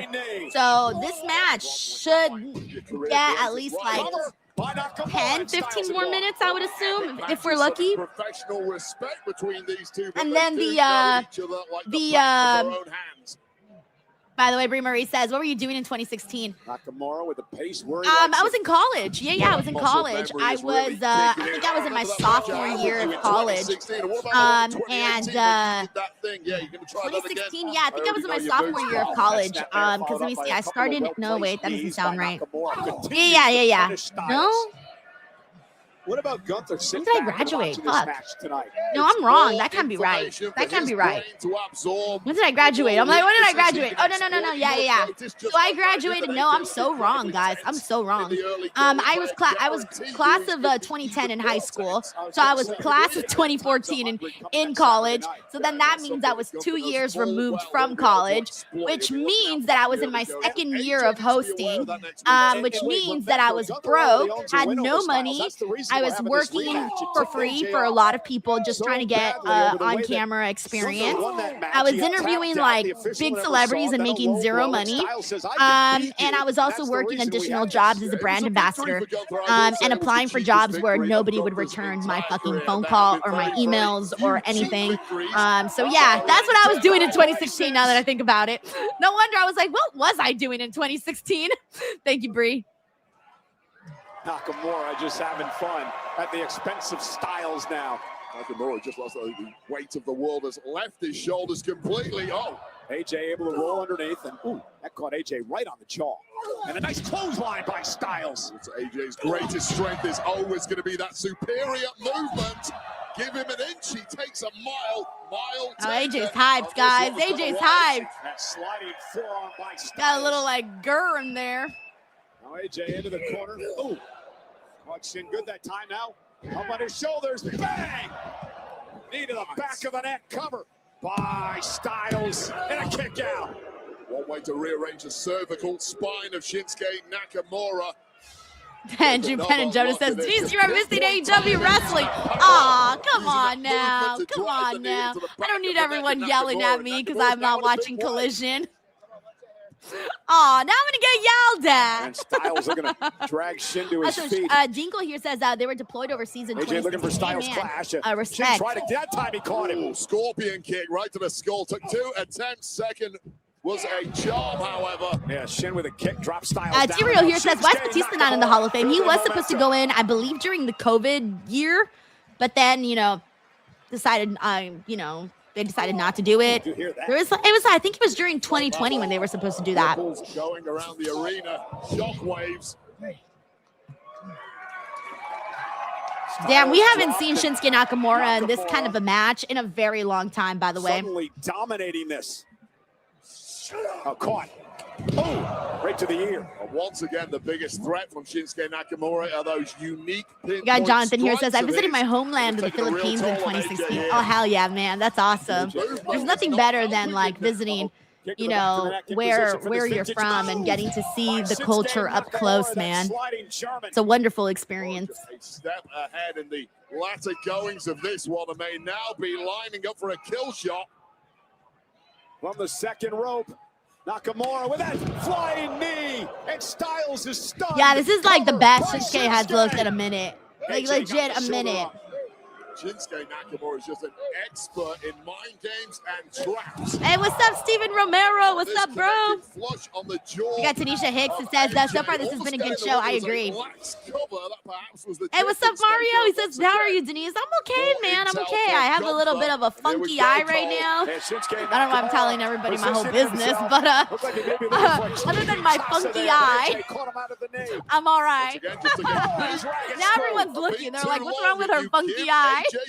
I'm gonna have to cover my eyes this whole stream now. You actually can't tell if I don't say anything. I should have just not said anything. Gives you that mental ability. AJ gonna roll through, looking for the nice, calf nice, crusher. nice. This is what got Gunther to tap out a couple of weeks back. The calf crusher locked in to Shinsuke Nakamura. We got Frank here who says, me, Denise, how do you describe how AJ's looking? Denise, grr, LOL. Nope, I refuse. Jacob S. Daddy, Mr. Tripod, is the true dad. Don't He has to break as Nakamura makes it to the bottom. The dad that no one has seen. So funny. Really now, I know. How does AJ look? Grr. Well, he totally did grr. He was like, like I saw that veins popping out of his head, man. I saw it. Thank you, Mr. Loco. And you heard Shin just holler out in pain. So funny. Just the knee actually caught a bit of a low blow inadvertently on the middle rope in the process, but now completely targeting that left knee, trying to shred every sinew within there is AJ, and that's now back to Old Faithful. We got a Tiger Claw here says, been a solid match. I'm enjoying the show tonight. Yeah, I like that they're getting time. That's something I love. Hey, what's up, D. Martin? Yo, how are you, man? He says, what's up, DWO? Big snowstorm here in Chicago. Just staying in tonight and enjoying some Saturday night's main event. Hey, man, stay safe, man. I'm glad you're staying in. Be careful out there. Also, we got Johnny O. What's up, Johnny? I agree with Lindsay here. It says, no low blows, please. We haven't gotten any. That's nice. I don't know how Nakamura can get out of this thing. He's been in this a long, long time. That was after repeated dragon screws too. Goodness. Oh, God. This is relentless from AJ Styles. Now, I cannot believe how long Shinsuke is hanging on. But AJ has to be ruthless here. Forget this is your friend. Forget the history. Rip the damn leg off of you. Shin is a long way from the ropes. The official Dan Engler saying, are you going to tap? Are you going to tap? It's mind over matter at this point for Shinsuke Nakamura. who simply does I was like, he's definitely not going to tap. Imagine the pain that Nakamura's in right now. AJ Styles is not let up. Nakamura's not going to be able to walk for a month after the length of time that was in the hold. A nice reversal there from AJ. Just when it looked I've been liking all of the mat work that they've done for this matchup. What a transition. AJ blocking. He's got his hands together. So smart of AJ, but wow, fell into a trap there. I'm astounded that Nakamura was able to slip into that. Hey, Zaladon says made it in time. Yeah, seriously. And if these fingers break, We got Chaos here. Says it's in New York City. It's cold right now, just a bit of snow in the morning. Dude, I know certain parts are gonna get like worse cold, like snow than others, but still. Andre Knox says, I would love to see AJ versus Gunther at Mania in an I Quit match. And triangle choke, and I would like to see that match. AJ's fading. You hear the official screaming, AJ, AJ. Styles now, though, lifting Nakamura up. Styles going for the Styles Clash. Nope. Got out of it. Smart there from Shinsuke Nakamura, moving the Oh, elbow. shit. AJ couldn't lock it. Oh, poor Shinsuke. He was like trying to get a breath of fresh air, and it just did not happen right now. We got Mario. He says it's warm in Northern California. Yeah, nice. It's pretty warm here too. It's not hot. I mean, it's not hot, but it's not cold. What is it? I don't even know what it is. It's 60 degrees here right now. But it feels a little warmer than 60 degrees. It would have been over. We got a Brian Lee here who says, I refuse to believe that AJ is going to retire at the Rumble before WrestleMania season. That's how I feel, Brian. It don't feel right. It don't feel right. So that knee to the face was brutal, Alonzo. And Styles dragging himself back up to his feet.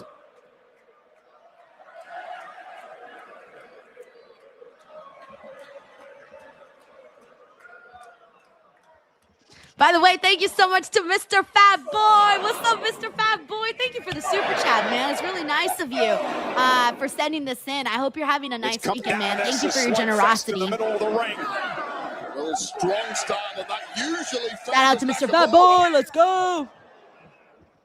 Pele kick by Styles.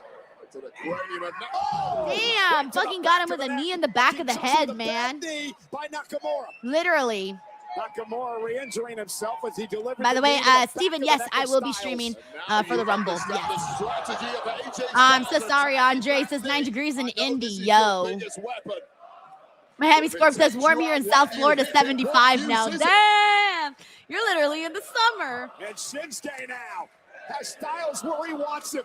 God, this is awesome, champ. Looking to deliver the kill shot. Looking for a king. Oh, and no. He was looking for a Kinshasa. The knee gave out. Oh, no. Shinsuke's knee gave out. Nakamura. A little hokey, but hey, whatever. Nakamura kicks out at 2. We got Sean here says best match so far. I think that's still. It's so different from the women's tag. Like I can't even compare these two matches. Like they're so different. I did have a great time with the women's tag, so I can't even sit here and say I didn't.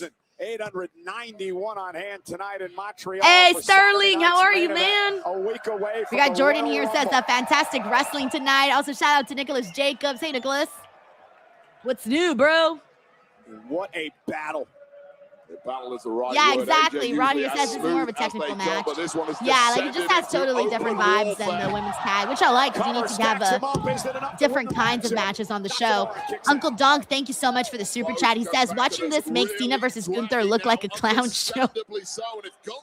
Oh, man. Oh, man. Let's see how AJ and Gunther is on that kind of stage because we saw them on Raw, and there was people with mixed feelings about that Raw match. The match itself was like pretty fine, but it was just the finish that had people like, what is happening, you know? The relentless Styles would not give up, and Gunther had to do some shenanigans to win the match. You don't break a man, you can still outsmart him. Yeah, I mean, we just know that AJ and Shinsuke are a little bit stronger on the wrestling side. Bothering Shinsuke.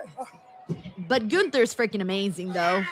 Like I saw some people saying they didn't like the Gunther CM Punk match. I actually really like that match. But I guess to each their own. Thank you, Uncle Don. Hey, what's up, man? We got Plus Ultra Adrian. What's up, bro? Hey, we got Super Fro. I love it. All of our regulars are here. Let's go. John Harris. John, this is exactly what I was saying earlier. But this is one of the better. He says this is one of the better Saturday Night's main events I've seen. Dude, Dude, I didn't realize how bad these Saturday Night main event shows were until I did my end of the year ranking last year, and I was like, man, I didn't like any of these shows. Like they each had like one little highlight, but one little highlight isn't enough for me to rank a whole show high up. Little burst of energy just at the right time. That driver to Styles, cover by Nakamura. Styles kicks it too. Hey, we also got Corey MacArthur. What's up, Corey? How are you, man? What fit are you wearing today, or are you all cozy at home? Driven down hard to the mat. Both men giving out their greatest hits tonight, but both men equal to their opponent. What the hell is it going to take to put this one away? Yeah, Don brings up a good point. Says, so we talked about how much green shirt guy has spent on tickets for show. I wonder how many frequent flyer miles he has. Dude, this guy's everywhere, man. He's just living. I mean, think about like all the money he has to pay for like hotels and shit too. That's just so much. I'm sure he has like rewards and points in all these hotels. But still, like, it costs more money now than ever to travel to these things. Dude, I'm like, part of me wonders if he uses it as like a tax write-off or something. I don't know how. Maybe he does. Who knows? Maybe that's a secret too. On top of having the money, you know, having the money is obviously step one. And the phenomenal one to pull that out, but can he follow it up? Dilla Pickle says, does a man have a job? I'm sure he does. Yeah, I'm sure he does. There's no way that. Well, I guess there is a way. There obviously is plenty of ways that someone would be traveling all over the world with no job. AJ's movement changes at this point. How does this? Hey, what's up, Darius? How are you, man? What's his go-to this deep into a match? Because you can bet it's going to go into the deep waters next week for what may be the final time ever. AJ Styles, Shinsuke Nakamura.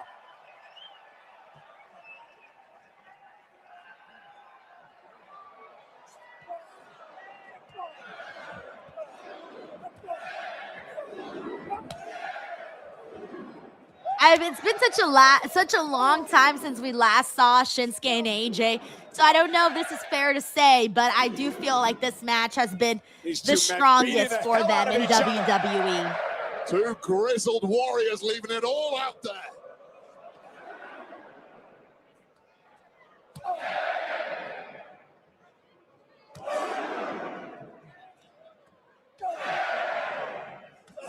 Blow after blow, and they're still on their feet. Back to that leg. Shinsuke with a shot to the hamstring as well. Styles, back and forth we go. A lot of strikes in this match, too. Oh.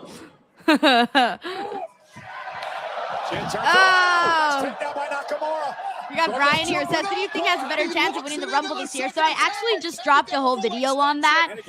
So if you haven't seen it, go check it out. I do my full Royal Rumble entry predictions for the men. Check it out. I try to predict literally every entrance. I try to predict the final four, the top two, some storylines you might see in that matchup.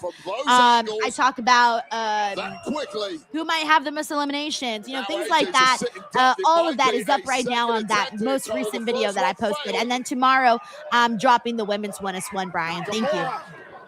Blocked by Styles. Styles blocked Nakamura. Putting him in position here. Look at the Styles clash. Okay, now he's got nope. He got out of the Styles clash again. What if Shinsuke Nakamura just like randomly wins this match, having had avoided the Styles clash the entire time? We got James Irving says, what a match, two of the best in modern history. We got Miami Scorpio says, I wish there were more matches like this in WWE. I'm with you. We got Jackson says their best match. Well, we're talking WWE, Sheldon, not the New Japan stuff, because we all know the New Japan was the best match. But in WWE, this has definitely been their best match. Nakamura knee first into the turnbuckle as Styles sidestepped. And that would have shot bolts of lightning all through the body of Nakamura. AJ sent out to the apron, caught him with a forearm. Nakamura stunned, missed with a kick. Oh, right back to the bad knee. Once again, we got Thomas here. Says match of 2026 so far. No, I think for me right now, WWE match of 2026 is still. I enjoyed Punk and Finn a whole lot. AJ. All right, then there's a Styles Clash. Nice, there it is. That should be it. That's like the third time he went for that Styles Clash. AJ with a win. He kind of looked like Shinsuke kicked out with his leg. Nah, man. Damn. What does this mean? What does this mean? The way AJ wins tonight, it builds much needed momentum. Heading to the match with Gunther a week. I'm reading his face. I'm trying to read AJ's face. Like, what does his face say? Does his face say I'm really done, or I'm just trolling everybody? What does his face say? I don't know. Let's wait for a close-up. I'm waiting for a close-up. We got Mr. Acosta here who says, real grabs. Volley connects with Gunther next week. The career of AJ will continue. Okay, let's see. Veteran warriors. This is a good time to read people's facial expressions. Perhaps for one final time. See, like, part of me is like, are they milking it so hard? Like, it kind of feels like it, but fuck, man, I don't know. I don't know, nothing no more. Damn, what a shot, man. What a shot we're seeing right now. Ladies and gentlemen, what a is what it is all shot. about. A lifetime of blood, sweat, and tears for both of these men. And Shinsuke Nakamura. No! Wanted this match with AJ No! Styles to do battle Hey, one final time. I don't know, just And tell what me will they're be the milking it. final Tell me they're year milking in the it. career of the phenomenal AJ Styles. We got Uncle Donk here says candidate for match of the year so far, given the context. Yeah, that is what someone just brought up right now, that they feel like it is match of the year. You're right about the context and meaning a lot for that reason. So I do get it when you're coming from that perspective. Shit, man.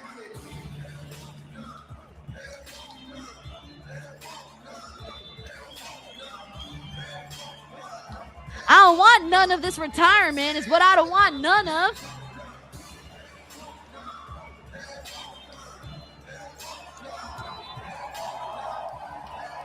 Damn, guys, who knows, man? Thank you so much, Uncle Donk. An absolutely spectacular performance. We got underscore 182 here. It says definitely tops now card. Yo. Hey, shout out to Ryan Powell who's hanging out with us here today. Yo, this is, I don't know what to say. It feels weird because, like, the fact that we're not able to, like, fully know for sure, it makes me, like, should I be crying right now? Like, what should I be doing? I don't really know. Like, how should we be acting right now? If we knew by the way, this match got a good amount of time. Like, if we knew for sure whether or not he was actually retiring, we would know how to feel right now. Some of us would be like crying and shit. I don't know. Like, they're robbing me of my tears right now. They are robbing me of my tears. Okay, I'm gonna pull up my poll right now and see what the vote looks like too, because I asked people on the community section of YouTube what Andre Knox says cry.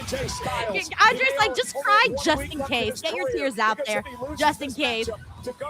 Diamond Money says, I'm not emotional yet. Me either. I don't know if I should be. Jermaine here says, brother, milking it. He's not done till the end of the year. I hope, Jermaine, because it does feel like they are milking it for sure. We got Sheldon here who says, this was the best WWE match, AJ and Shinsuke, their London match on SmackDown in 2018. A close second. Thank you, Sheldon. All right, let me check the votes. Watch that next weekend. For those of you who don't know, there is a community section, by the way, on YouTube, and like you just go to like community of like whatever YouTuber you want, and I post things, you know, I'll post like memes. Oh my gosh, I misspelled Fatu. I wrote Jacob Fau. Whoops. Jacob Fatu post. That's so embarrassing. I had a misspelling. Okay. Ooh, guys, check this out. This is very, very close. Okay, so 9 hours ago on YouTube community section, it has 1,500 votes. Okay, so a pretty nice little amount. That I put the question: do you think AJ Styles is really retiring at the Royal Rumble? The options are hell no, sadly, yes. IDK to be honest. IDK to be honest. Hell no has 41% of the vote, and sadly, yes has 42% of the vote. IDK TBH has 17% of the vote. Yo, look at this. Look at these numbers. But now, these are very, very close. And earlier tonight, one of those competitors arrived to a hero's I was hoping people might sway me in a certain direction, and now I'm seeing that everybody is as split as I am too. Wow. Phil the Pickle says, Denise, you can't be misspelling your AI husband's name. I know, that's so embarrassing. I hope I didn't do it anyplace else. I literally wrote Denise Fowl. Fowl. Randy Orton. Let me make sure I didn't do it on Facebook. Nope, Facebook I spelled it right. Twitter I spelled it right. It was just YouTube that I didn't. Jacob Fowl, let's go. Oh man, that's funny. All right, give me 1 second to mute the commercials. Alrighty, in the meantime, let's see what we got in here. Give me 1 second. Oh, no, it's just really quiet. Whoops. Okay, give me okay, yeah, everything looks good on that end. Okay, great. Everybody, I want to take a second here since I know a lot of people haven't gotten a chance to hear my announcement. But for those of you who haven't seen just yet, as part of WrestleMania for the very first time ever, and I mean ever, I am doing a live podcast with special guests, meet and greets, raffles, and more. I've never done a live podcast before, and WrestleMania I will be doing one for WrestleMania. It's part of Circumania, which they do like a lot of wrestling shows. Chris Van Vliet's going to be there as well. He has his show, and they do some other ones as well. I know which ones they're going to be doing, but I don't know if they've announced them yet, so I'm not going to say anything. But also, my show is going to be Friday, April 17th at 12 noon. And for those of you who would like to go, the way that you get your tickets, you just go to DeniseLiveshow.com. Once again, that is DeniseLiveshow.com, or you can scan the QR code that you see on the screen. And if you don't want to scan the QR code, you can also click on the link in the description box below, or you can just type it in, DeniseLiveshow.com, whatever your preferred method is. Again, this is going to be a live podcast with special guests, Friday, April 17th in Viva Las Vegas at 12 noon. I'm so excited, guys. I really hope that the show goes well so that I can continue to do some more shows. So we'll see what ends up happening. Also, after this, I am going to be joined by Sancho West, who will be doing the post show with me. For those of you who haven't seen the post shows, we usually just chat and have a good time, do a little podcast about what we saw, what went down. I'll get his opinions. He'll get my opinions. We'll get your opinions, all of that. It's usually a really good vibe. So I can't wait to do that today.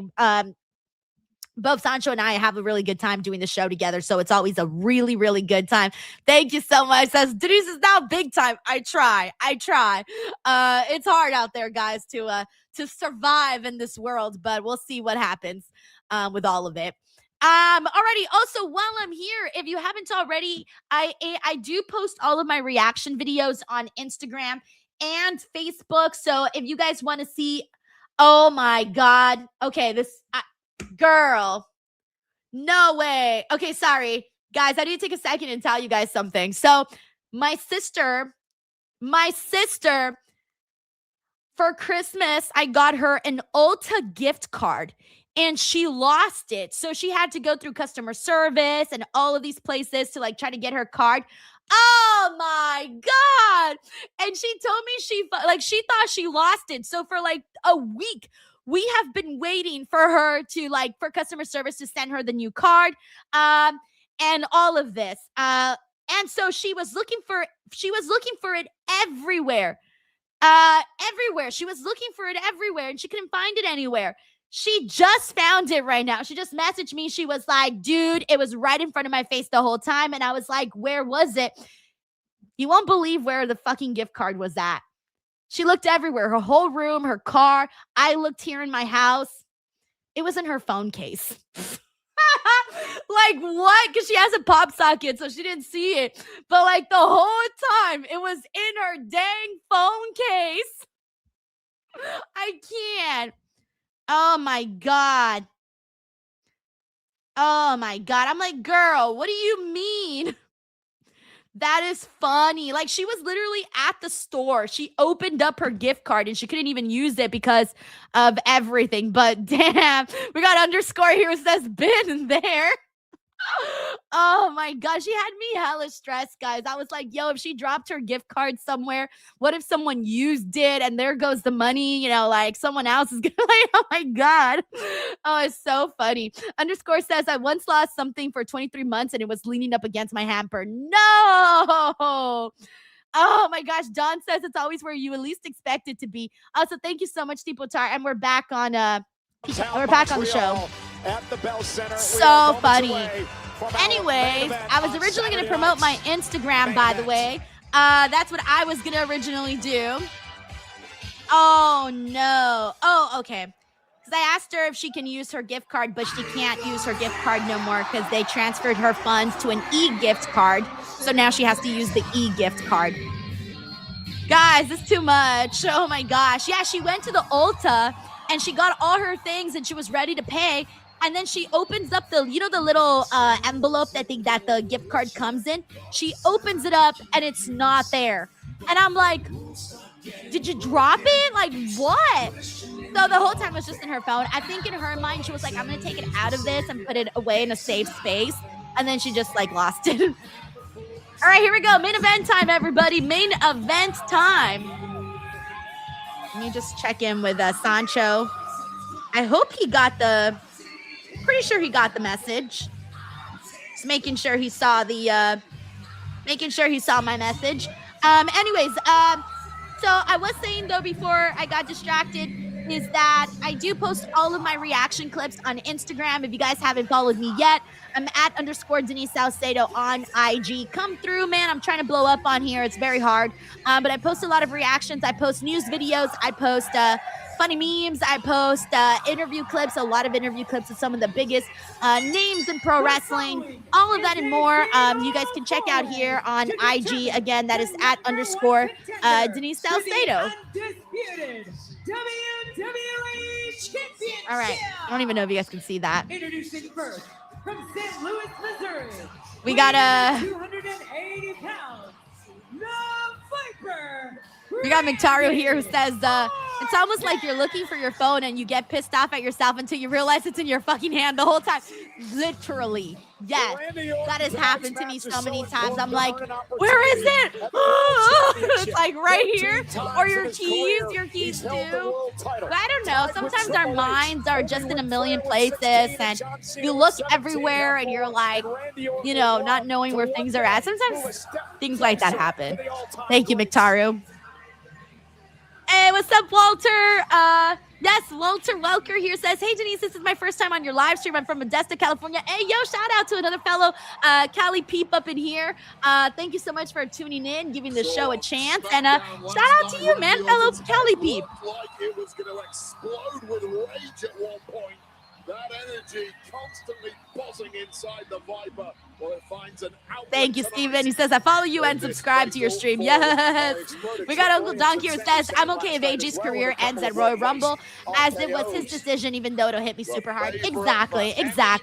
Nothing's, at the end of the day, you want people to go out on their own terms. Like, that is truly the most important thing, because nothing's worse than not going out on your own terms. Like, that genuinely hurts. But if you can go out when you want to, when you say it, amazing. Not everyone's blessed to have that. Thank you so much, Uncle Donk. Hey, we got where'd you go? Just lost you, bro. Mr. Know-It-All is in here with us. What's up, Mr. Know-It-All? I was looking for you. What's up? By the way, hey, Bob. How's it going, man? Bob says, I'm not a conspiracy theorist, but someone definitely had a vendetta against Goldberg on his Saturday night's main event, because tell me why after that, Saturday night's main event has been better. You know what the kind of craziest part is that, like, Goldberg he got cut off, bro. Like, they didn't even give him a second to say his goodbyes and such. Like, they really were like, hey, time to go. Click. I like low-key felt bad for Goldberg there. I know sometimes Goldberg is he says some things, but I was like, bro, everybody deserves to have their little moment to say goodbye. And he got cut off. I was like, yo, they really did that to Goldberg. Damn. Bob, thank you so much. We also got an infamous Raider Loco Frank here who says, during laundry, I dropped my earpods case and they popped out, grabbed the case, one earbud, and turning around the other first, it's in my ear. No, dude. You're like, no, I gotta buy a whole new set of earbuds, internally freaking out, and it's right there. That's funny. Humans, guys, we're very, very silly. We're very, very silly. Frank, thank you, man, for the story and for the super chat. All right, let me see if my mouse is finally charged because I'm tired of leaning in that direction. I was starting to get crooked. Oh, cool. Okay, I'm at 26%. Nice. All right, sweet. I can use my mouse now. Lovely. Let me exit the laptop. Oops, leave. Okay, cool. I was scared. I was like, don't make me accidentally ruin my own stream. Woo, I can find...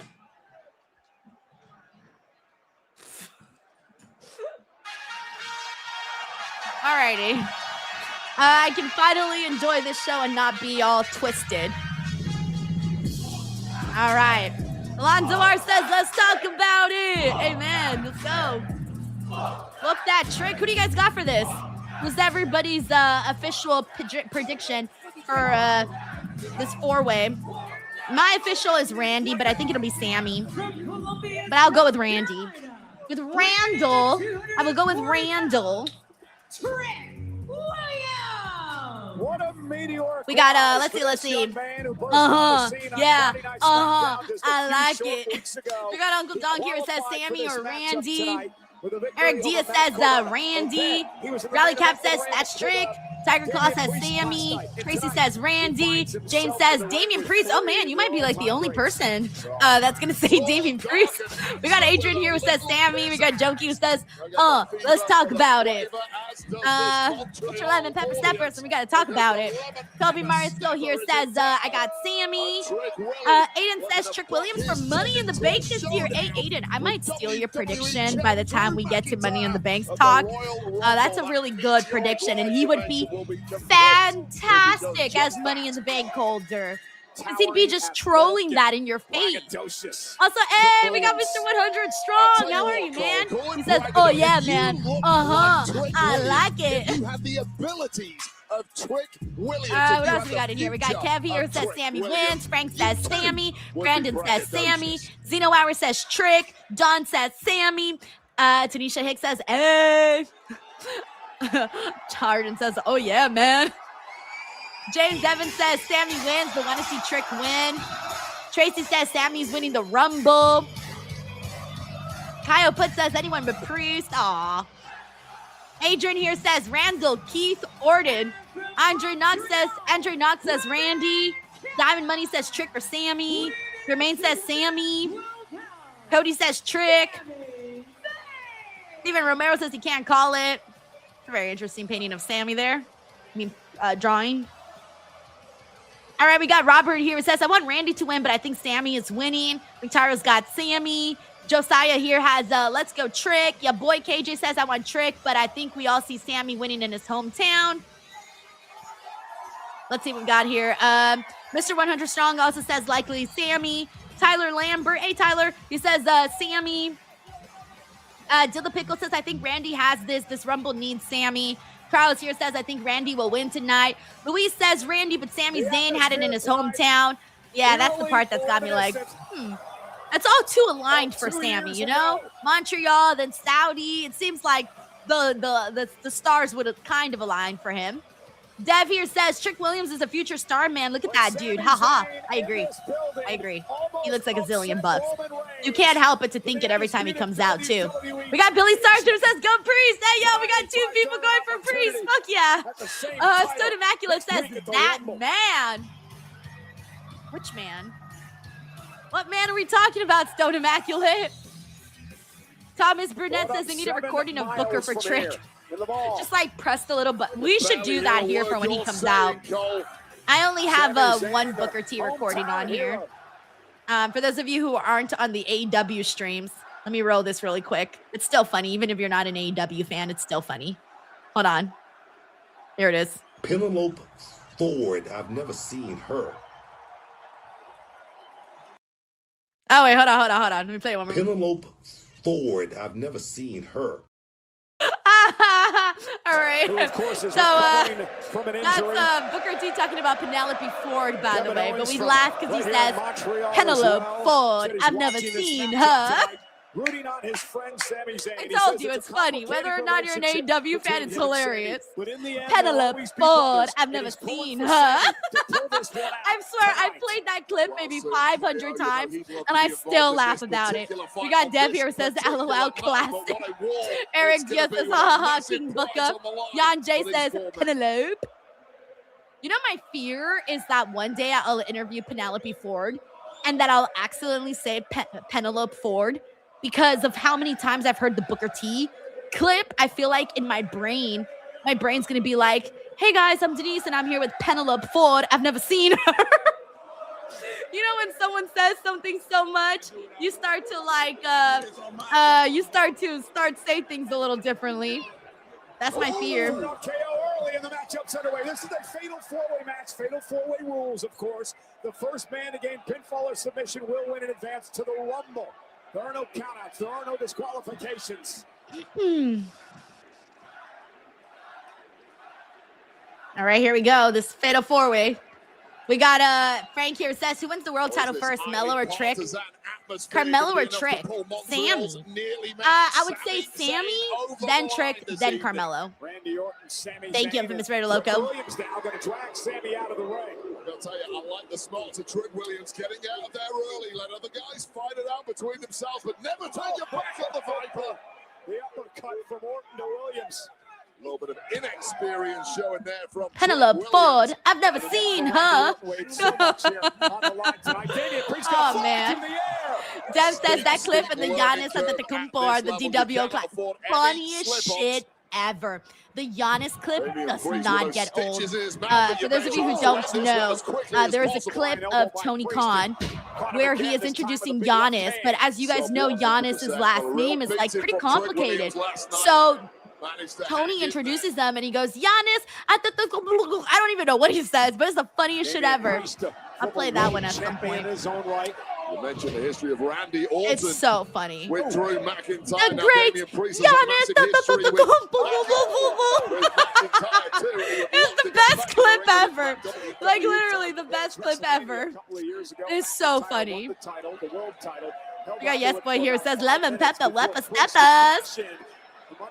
Tracy says, who do you think takes the pin? Oh, that's the $1 million question. I hate to say Damian Priest, but I'm going to have to say Damian Priest. And I'm so sorry for saying that. I'm actually a Damian Priest fan, but I get why everyone's like, nah, not Damian Priest.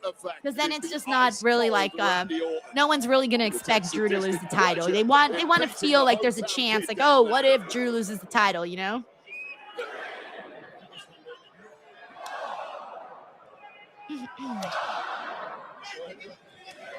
And Sami Zayn drops Orton face first into the turnbuckle. We got Adrian here. It says, I think Trick takes the pin since he's saying, oh, yeah, you're probably right. They'll all gang up on him. That's another one. Sami Zayn, just such a different competitor when he's in his home. Alonzo says Randy should take the pin, to be honest. There's always just an extra spring in Sammy's step when he's around here, but he might need more than that tonight. He certainly needs eyes in the back of his head. Trick Williams was like a vulture as soon as there was an opportunity. Yeah, Tracy says, yeah, me too, Denise. I hate it because I love Priest. I feel bad for him, but like, it just, it would be too predictable. Nobody would buy that Priest would win. He's such a fast learner. Really 3 years from 0 to 1. Hey, Terrence, what's up, dude? Thank you for being here. He says, two of Drew's greatest enemies are in the match. I honestly feel like his feud with Damian had surpassed his feud with CM Punk. Oh, Oh, there's no way, Terrence. There's no way. I don't even think those feuds came remotely close at all. I'm not going to say his feud with Damian Priest was bad, but I don't think it touched the CM Punk one, though.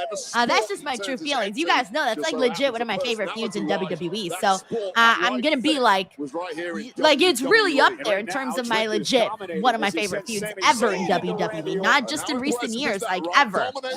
Thank you, Terrence. I appreciate the hot take in here. Thank you for the super chat, bro. And I'll tell you, there is something about Trick Williams, such a big, powerful individual, but he can move like lightning. He's so explosive in the blink of an eye. That is such a gift for a heavyweight. Can you imagine if Trick Williams could win this match tonight against these three men and go on to the Rumble to face McIntyre for an opportunity at the WWE title? Well, he's the rank outsider in this one, just based on resume, and we're going to spend the next 12 months learning a lot about Trick Williams every week, but I ain't gonna lie, Cole, he looks ready now. He does look very ready now, yeah. Like looks-wise, he looks ready, but we do know that there still needs to be a little bit more work, more improvement in the ring for Trick. Harkens back to the people that Trick learns from. Put him around any veteran. We got Dan Jackson. Hey, Dan. He says, D, when you joined the Don Callis family, did the DWO join? Y'all came with me, too. I brought all 238,000 subscribers. Everyone's in it now. Everyone here is in the Don Callis family, whether we like it or not. They just got us, man. There's nothing we can do. They took us. Fatal four-way rules. So Trick had to kick there. Just grabbed us, took us. Now we're in the Don Callis family. Crazy. Thank you, Dan. Long limb length of the Punisher, Damian Priest coming to the fore. Massive advantage for him in any striking battle. Trying to lift Sami Zayn up, perhaps into the razor's edge, and now Sami Zayn loves to slip a little bit, but he turns it into a tornado. Hey, he got it. He got it. And here's the cover by Zayn to try to advance to the Rumble, and a kick out by Priest. Yeah, what is it about Sami Zayn? But anyways, really good start to Saturday, really good start to the year for WWE special events. This Saturday night's main event show has truly delivered. Hopefully they keep it going strong. Like, don't do something stupid in the main event, right? As long as they do nothing stupid in the main event, this is honestly shaping up to be a fantastic show. Tiger Claw says, I will cancel my DWO membership right now. Steven Romero's like, no, we're not. Randy Orton doesn't allow it to happen. So funny. And now Orton and Priest power slam. Tracy says, I think the Don Callis family needs a couple of women too. To Sami Zayn, and they're crazy, man. Voices in his head. The Cardinal sin. You forgot about Randy Orton for just long enough for him to recover and clean the trash out of the ring. Trick Williams sent over the top rope by Orton, and now Randy Orton has Damian Priest where he wants him.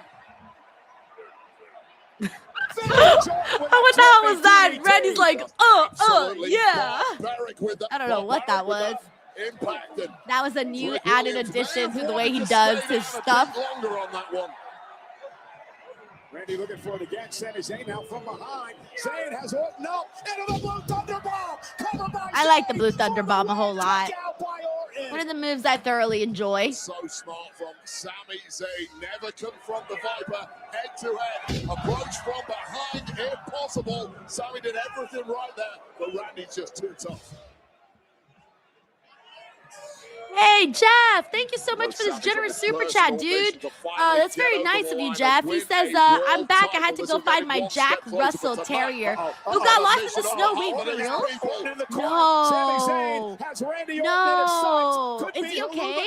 Because that could be kind of scary if your dog's like getting out in the snow and lost, and especially right now. So hopefully everything's okay, Jeff. But I'm glad you found your doggy.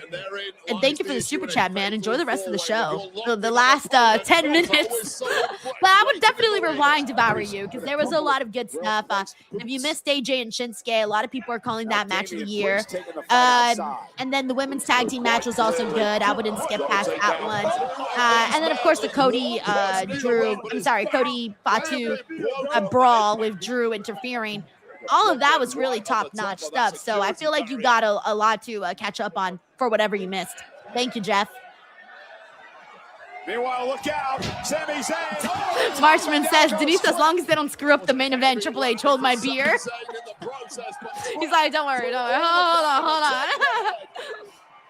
Yo. And Sammy now. Oh, you don't want to be there. Not with the Viper. Not in front of the announce table. I've tasted these before. Ooh. Sammy then, though, lands on his feet and gives Randy Orton a little of his own medicine. Nice maneuverability there from Sami Zayn, who is refusing to be denied tonight. Meanwhile, back in the ring, it's Priest and Sammy. An exploder in the corner and take two, Cole. And this is where you have to strike. 2 men down, 1 man left in the ring. Sammy looking for the Haluva kick. That's it. He got the Haluva kick, but I don't know. This still doesn't. No, yeah. Oh, I was about to say, who is that? It's Trick. Trick pulled the referee's leg.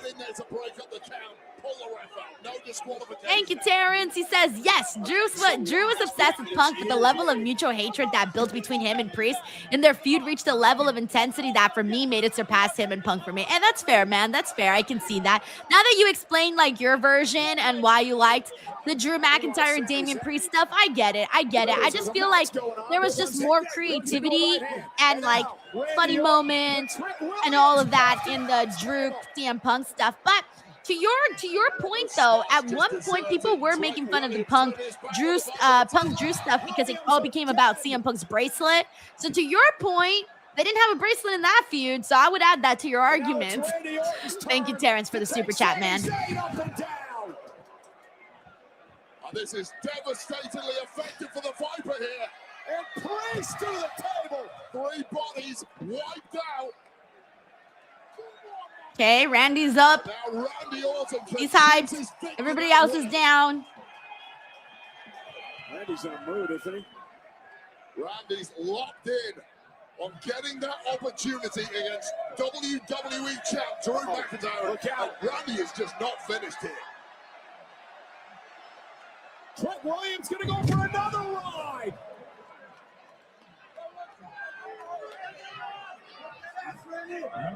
When is enough, Randy?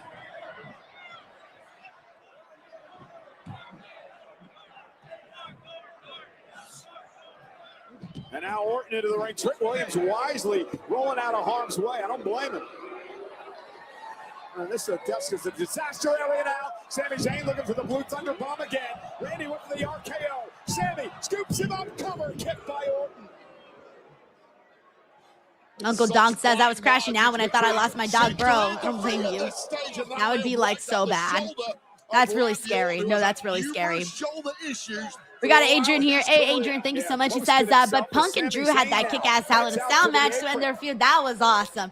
See, like, that's what I think kind of missed from Damian and Drew, that they didn't really have, like, they had their match at their last match, I think, on Saturday night's main event. And it was when it was still, like, on USA. So we like, saw just, like, a few minutes of that payoff, which was unfortunate. I feel like they shouldn't have done that. They should have allowed them a proper send-off. For the RKO, Sami blocked. Thanks, Adrian. Man, that was close. Yeah, rough landing for Orton too in the process. And maybe followed up by something much. Okay, now Sammy's getting hyped. Randy trying to drag himself to but we still got plenty of time where anything can happen. What's going on is Sami Zayn is perched and ready.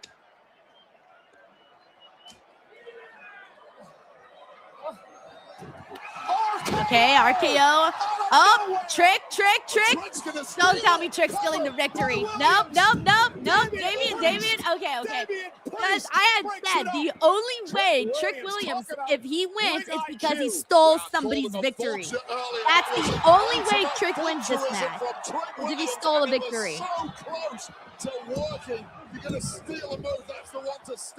I'm glad they teased that, because I did consider that like an honest-to-God real possibility. And what an incredible atmosphere tonight.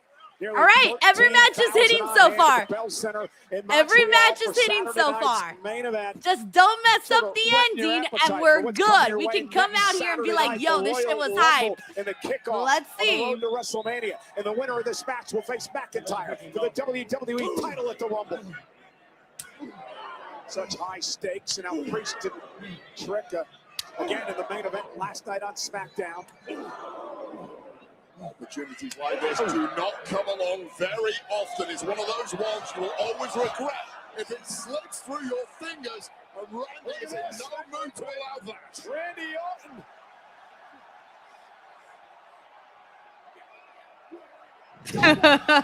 He did it again. In stereo. And now Randy Orton spoiled for choice here. And what an incredible main event tonight. All right, we're almost there. We're almost down to the finish. Thank you so much for the kind comments, Steven. Seriously, thank you. He's going to that place. The Viper is coiled. Trick Williams could barely stand up here. Went for the RKO. Randy Orton into Priest. Priest with a South of Heaven chokeslam. Okay. Don't tell me Trick again is trying to steal a pin.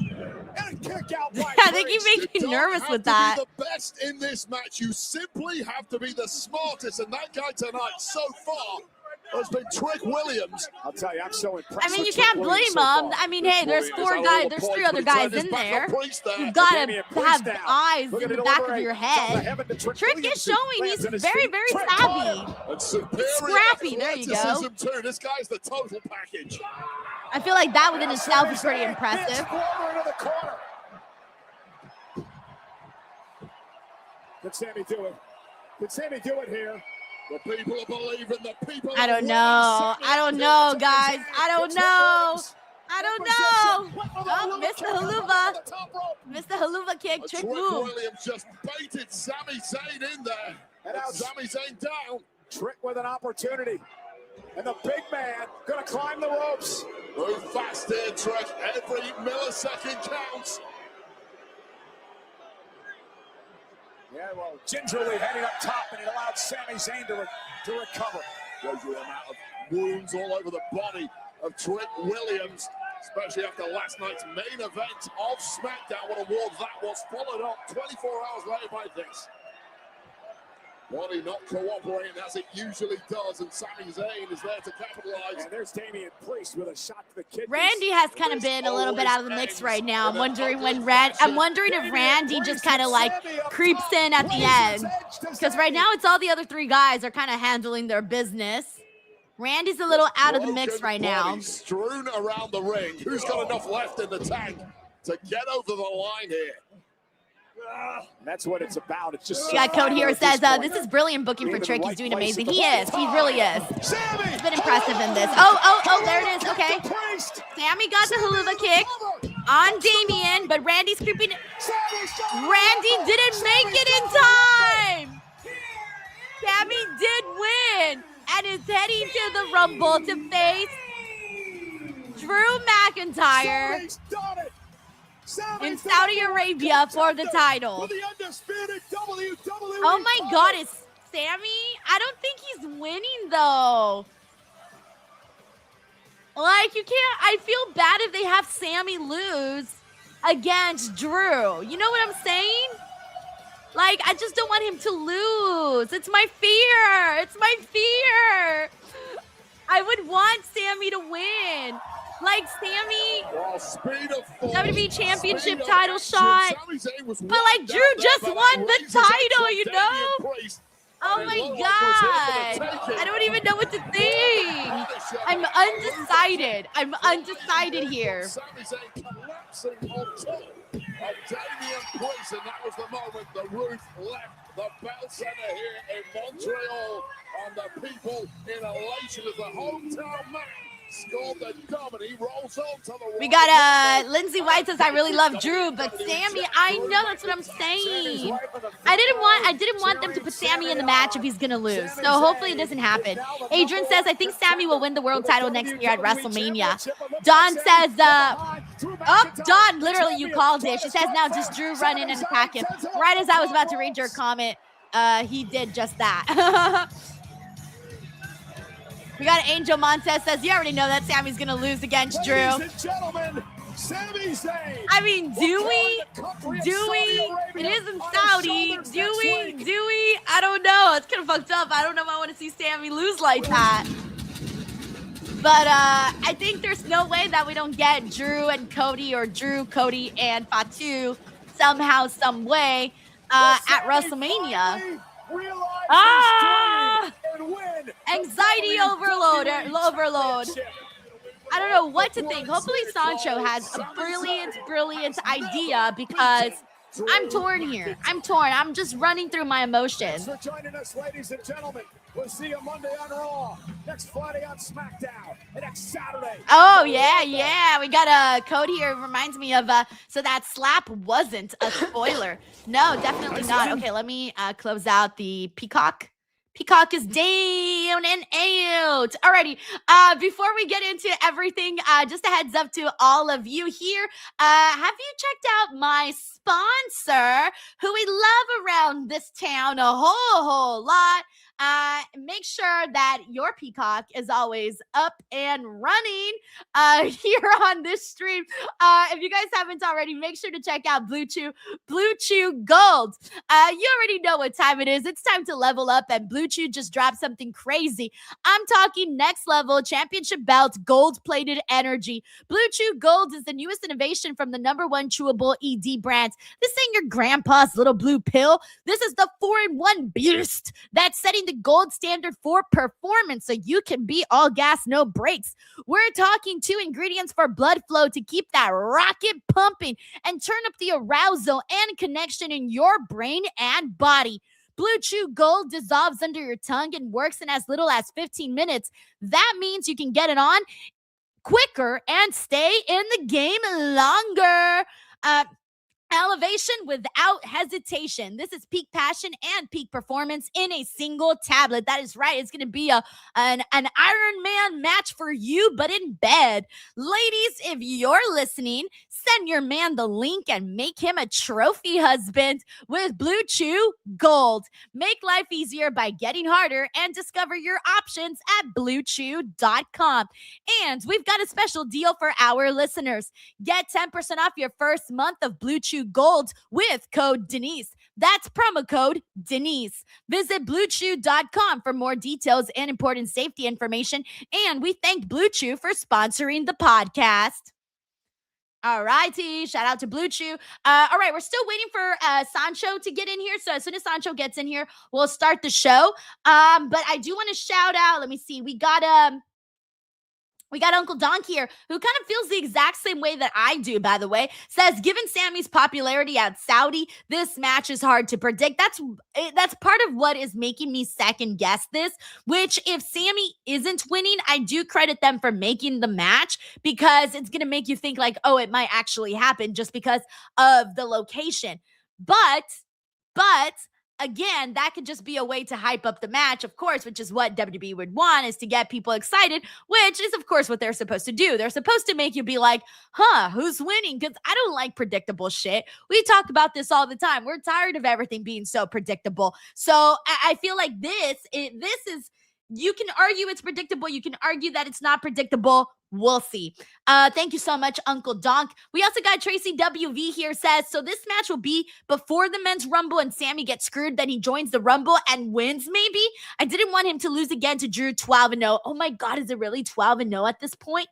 Tracy, I kind of like this idea. That would be like a amazing underdog story where it's like, oh shit, he had his chance. Maybe he gets screwed in this. Who knows? Maybe like Fatu or Cody or, oh my God, what if Cody gets involved in the match and he's like, nah, fuck that. Like Sammy isn't going to win here. I don't know. Maybe he's like, no, he's not going to win or something. And suddenly you're seeing, Sammy get screwed. And I don't know. I'm just trying to think of different ways that Sammy does end up in a situation like what Tracy pointed out. Because if Sammy were to win the Royal Rumble like that would be sick. I would be screaming. I'm telling you, like whenever that moment does happen for Sammy and he becomes world champion, it's going to hit hard, man. It's going to be an emotional day for sure. Thank you, Tracy. And I hope that it does happen in 2026. I just wasn't expecting it, or I'm still not expecting it at the top of the year.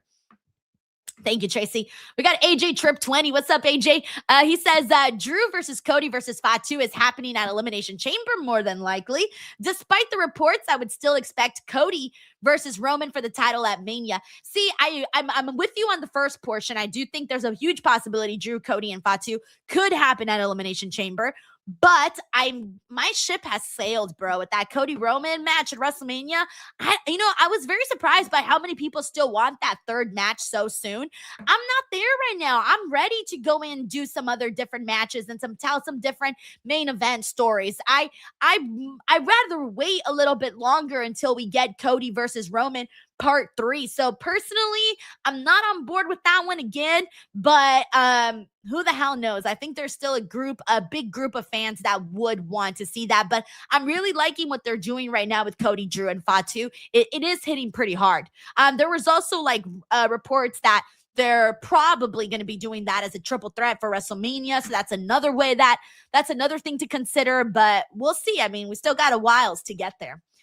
Thank you, AJ Trip 20. I really thank you for the super chat. All right, I'm still waiting for Sancho, so he'll be here in a moment. So in the meantime, I'm just gonna stall. Y'all know how I play this game. But while I stall, though, for those of you who are just joining right now, please, if you haven't already, get your tickets to my live show, DeniseLiveShow.com, baby. DeniseLiveShow.com. So I'm doing my first ever live podcast at the Circa Resort and Casino in Las Vegas. It's going to feature special guests, meet and greets, raffles, and more. It's taking place Friday, April 17th at 12 noon. As part of Circa Mania, I hope to see you guys there, 21 and over. Get your tickets at DeniseLiveShow.com. The link is in the description box below, or you can also scan the QR code that you see here on the screen. But with that being said, we are now joined by Sancho. Hey, bro, what up? Dude, your production quality is insane. I am shocked at how you got the transitions, you got the camera movement, you got overlays, you got QR codes, you got that name instead of the other name. I love your overlay that I have for you, because for those of you who don't know, this is Santi's overlay, but when Sancho's on, I cross out Santi's name and tape Sancho's right over it. It's amazing. This looks so weird backwards. It says weapon time, but it's like not on my end. On my end, you're looking proper. Like it's proper. You like it. This is the worst shirt to wear out and about, Denise. Do you understand? You cannot wear this shirt anywhere else besides wrestling events and or gyms. That's it. Okay, I'm sorry. I'm gonna be so embarrassed right now, but can you explain to me why? Oh, do I need to explain? Look at it. Okay. I didn't awful. know that. Okay, I thought you meant for other reasons. No. I didn't realize that it was the design, but I get it, Sancho. There are certain wrestling shirts that I will not wear out in public. It's like I went to a Chinese restaurant and I was filled with regret, and I was like, oh no, I accidentally walked out of the house because I did it after a Monday Night Raw, and I was like, oh no, oh dear God. Oh dear God. Hey, that's also what she said when she went Monday Night Raw. Oh, Blue Chew promo code Denise, let's fucking go. Why do I always walk into those? You're like, what? It's like a rake. Wham! Sancho, I gotta tell you, I got these queued up, man. There's times where I'm at holiday parties and my sister's like, Denise, no one gets these. You can't make these at holiday parties. Ching, racking them up. Hey, you don't have me only for this show. You got me for another show, don't you? Royal Rumble, man. I'm excited. Sancho's going to be on. We're going to be talking about the Rumble. It's going to be a hella great time, man. But speaking of a great time, I hope, Sancho, that you enjoyed Saturday night's main event as much as I did, as much as a lot of the people here on the stream did. I feel like this is the best Saturday night's main event that WWE has probably ever done. Maybe aside from, of course, John Cena's retirement. Aside from that, this might be the best top to bottom show that they've done for this special. What do you think? I feel like it's because it's no longer on NBC. Like there's no kind of responsibility to be on cable television. You don't have to cater to the super casual fan that doesn't know anything about wrestling. You could really let the stories that you're trying to tell progress. And that's why I feel it's so much better. It feels like a little PLE action at the same time because there's no commercials during the match. Like there's no like that outside spot where they do a suicida and then all of a sudden it's like, we'll be right back. It doesn't have all that. It's just pure almost wrestling and it's so entertaining. And this one in particular, Denise, it felt like it was an Attitude Era start. It felt so refreshing for them to do something different because I said this to my watch party. I was like, wrestling could be anything in the world. It's a kind of an art form that could be anything. You could put a soap opera spin on it. You could do like a indie spin on it. And when they try new things, it's so refreshing. And that start with Cody versus Jacob Fatu. Yeah, we didn't get a match, but we didn't really need any after seeing that start. That was awesome. I was glad. It was funny because I can't wait to get into that. I love that hot start that they did. But before I get to that, you're right. Like this show has been fantastic because of the format change. And I recall when I did like my rankings of all the shows that we saw, my PLE rankings for 2025, I included Saturday night's main event in there, even though they're technically not PLEs. But I included them because as of late, they've been on Peacock. You get them for 2 hours. To me, it's just an hour less of a WB PLE. I'm sorry, but when you're booking these kinds of matches on this kind of a show and now on Peacock, to me, I see it like a PLE. And I know they haven't officially called it that, but it has made a massive difference because when Saturday night's main event was on NBC, those commercials, man, they took me out of it. I felt like I was watching a highlight reel of the show. I was thinking to myself, I'm better off watching the clips on freaking Twitter than I am tuning into the actual show. Versus now, it's totally different. This feels like a nice pre-PLE to the actual PLE. And mind you, I didn't even want to have this before the Rumble. I wanted to get straight to the Rumble, yet I'm coming out of today's show pretty happy with what we saw. And so let's start there. You mentioned the Attitude Era-esque feel. That's exactly what this felt like. Lively, sparks flying throughout the entire brawl that we saw between Cody Rhodes and Jacob Fatu. Sancho, I'm kind of glad that they did this in a way. One, because it was different. It was a hot start. It made this feel even more serious. I have been so sick and tired. My biggest pet peeve has been that every time WWE does any brawls, they always have the security guards go out there 0.001 seconds after the brawl started. This time they got 15 minutes or so of brawling outside the ring, into the concession stands, in the crowd. We haven't gotten something like that in a while where it felt really exciting. And also, I know we were looking at this going, who the hell is going to win this match? Because let's be real, both of these guys, you can't have Cody lose, but you also can't have Jacob Fatu lose. So did this make the way they laid this out today, did this make the feud better to you? I thought it definitely did, but it was more of a showcase that Jacob Fatu belongs with Cody Rhodes. And he looked great, by the way. His new physique looks phenomenal. And at the same time, that entire drama of them brawling everywhere, to add to what you said, is because they started fighting off all the security guards. My favorite one was in the concourse. He's like, think about the Rumble. What about the Rumble? And then he just gets straight up Uranagi through the table. So that was fun. But reason why I say it was like the Attitude Era, because it felt like the Attitude Era, the entire arena was a playground. You would have these moments where it will sprawl out to the loading dock. It will go up into the concourse and things of that sort. It felt refreshing, and at the same time, it felt like you could not contain Jacob Fatu and Cody Rhodes. And you have to really think about it. This feud, hot start, really, right? All of a sudden, like a few weeks of build, and all of a sudden, we want to see these guys go like at a main event level type of action. But what I do think it really sets the table for, Denise, is for the Royal Rumble. Now we're all eyes going to be, okay, are these guys are going to start 1 and 2 at the Rumble? Are we going to have a moment of them being at the Rumble? Because whoever stands in the way between Cody Rhodes and Jacob Fatu are just going to get destroyed and decimated, because those guys are absolutely out for blood. And the cherry on top was good old Drew McIntyre. Denise, I was like, man, we're kind of wasting the Saturday's main event not to have something for Drew to do. Like, what can we do for Drew to make him feel like he's an undisputed champion? Because he stole the championship away from Cody in the previous bout. Why not do something to add more power to Drew McIntyre? And I think they found a great avenue to do that without a match. I was actually mad at Drew McIntyre. When he came out, I was like, no, you just ruined this amazing brawl. For Drew McIntyre to make me mad is a pretty tough challenge, but he did it. But that's how good the brawl was that I didn't want it to end. And I thought this was fantastic, man. And coming off of last night's SmackDown promo that Jacob Fatu cut, I feel like we're finally getting to the point that I wanted to be at for Fatu when he first came into the company. And I remember saying I was so mad that they took the U.S. title away from him. I was mad that some of the buzz went down.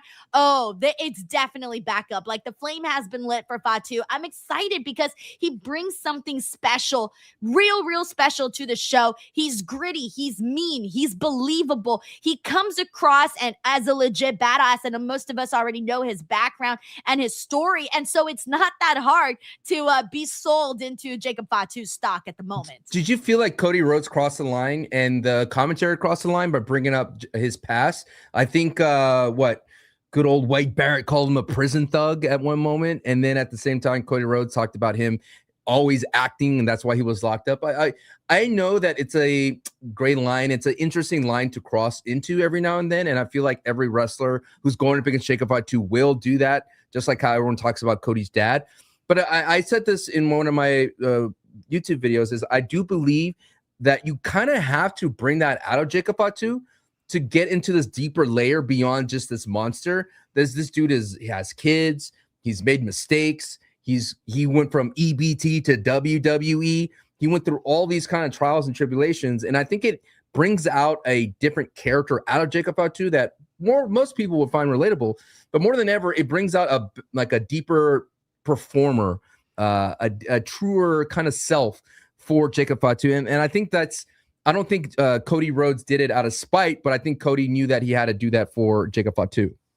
He definitely is more relatable now. I feel it. And then with Cody Rhodes, I think Cody Rhodes, if we have a pool of being a heel, he's definitely like maybe kneecaps in already. He's getting deeper into being a heel. And I know for a while, I know all of last year, people were like, when's Cody going to be heel? When's it going to happen?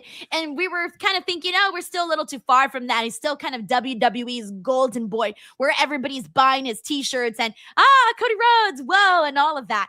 Now we have kind of really gotten into a place where the people are saying, we want something different from Cody. And the Drew McIntyre feud has really brought that out. And now more than ever, I think Cody will, by the end of 2026, or maybe way sooner, be a legit heel on this show. Oh, that's bold. I'm excited. I want it though, Sancho. Come on. Like, he was kind of being a jerk when he was brought up Jacob Fatu's past, and he brought it up so quickly too. He didn't even let it simmer. He was just like, well, you're dumb and you were in jail. It felt like he was being righteous, Cody Rhodes, where I like, it's the same thing. I think he stepped on a rake when he did it, but I don't know. I don't think it came out of malice. I think he was just trying to get through Jacob Fatu. But that's an interesting point. I don't see it. Think about it this way, Sancho. If you were trying to tell me, hey man, I've been through hard times, and you're talking about, I know, hard times, baby, and you're talking about your troubled past and all of these things, and I behaved like Cody and kind of looked down on you, that makes me a heel. If you're a good guy, you would level. I would level with you, Sancho. I'd be like, you know what? Yes, you went through that, but hey, man, I've also gone through hard times. I did this, and that. I went through this, and that. That, to me, is how a babyface would respond. But instead, he was like, he had that. You were your actions, like you didn't make the right decisions. That's what that felt like. It felt like he was looking down on him. I see what you're saying. But this is interesting because I feel like Charlotte Flair tends to lean heel naturally because of her nepotism past. And I do feel like Cody could be that same way, but it's hard for me to see Cody as a heel because he literally came from getting kicked out of the WWE, moving all the way through everything and becoming himself as the American Nightmare. It's just hard for me to buy. There's just too much money behind Cody Rhodes. You know what I mean? There's just too much. But what about the money for a heel, Cody Rhodes? Oh, we saw what happened with John Cena. It wasn't yeah, fair. but to be fair, John Cena was a terrible heel, okay? Like, he was out there being like, I'm breaking up with you, and you parents messed up your kids, and whatever else he said in the promo. And he was talking like this. 4 letters, 1 word. Cena. That's what I'm saying. So I don't know. I'm kind of locked in on the idea of Cody eventually turning heel now. More than ever. I wasn't before. I am now. We got a couple of super chats here. Let's get to them. We got let's see. We got Bob Ross Jr. Bob, thank you so much. He says, it's wild that Shinsuke Nakamura versus AJ had a better match tonight than they did at Mania 8 years ago. It shows that Vincent Kennedy McMahon was holding them back, says Bob Ross Jr. So this was a match that, coming off of it, a lot of people were saying, damn, this is a match of the year contender, primarily because of the context of it all. I thought the match was great. I thought the match was better than the work that they did in WWE. Obviously, we're not talking about New Japan or the stuff they did in the past, but specifically speaking for WWE World, this was definitely their best match for sure. But with all of that, the context of it all really is the most important part. Is, hey man, is AJ retiring? Is he not? Because if he is, then we're going to look back at this and be like, oh shit, like this should have hit even harder. We should have been all up on our fields. But the ending of them, you know, doing the fist bump, that steady shot of them both in the ring, that felt very, very memorable. Sancho, I put out a poll asking people if they think that AJ Styles is really retiring. And I was really hoping that people would sway me in a certain decision. The vote was 41% saying that he, hold on, I'm actually forgetting which one, whatever. It was 40. Here we go. Let me bring it up. So we had 1,500 votes. 41% were saying that he is not retiring. Hell no. However, 42% are saying sadly, yes. So 41%, 42%, and then 17% of the people saying that they don't know.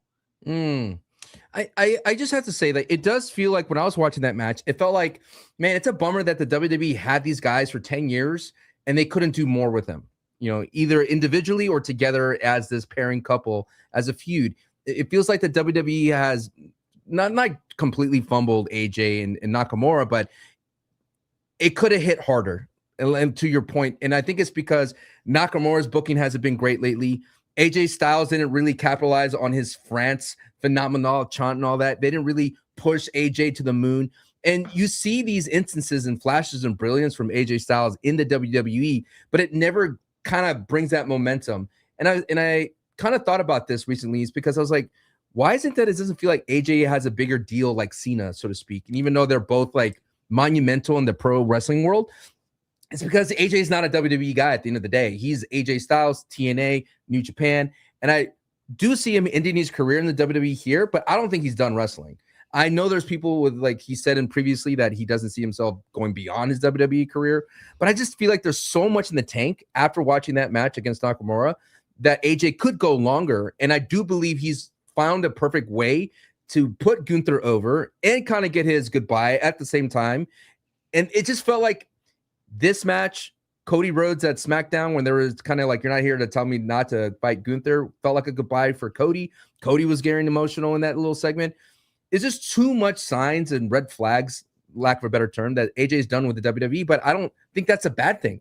It's not the end of the road for AJ Styles in 2026. I see him continuing on wrestling, going beyond his WWE career.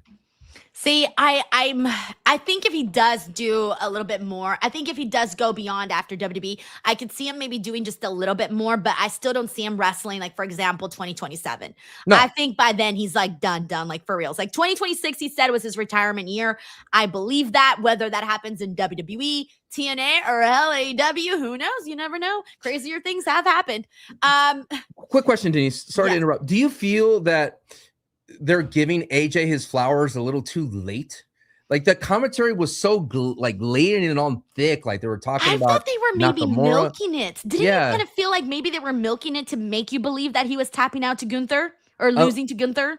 A little bit. It really feels like they're trying to pull on the heartstrings and replicate what they did with Cena, but not in a French style cooking. It feels like it's a microwave version of what Cena got. It's like all of a sudden, let's try to pull on the heartstrings for AJ Styles.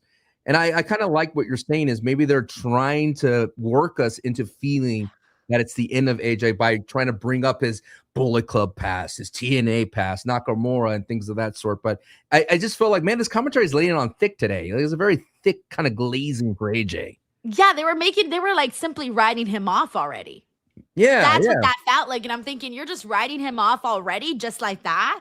This feels a little weird. So I don't know if they're trying to milk it to make us buy into this storyline.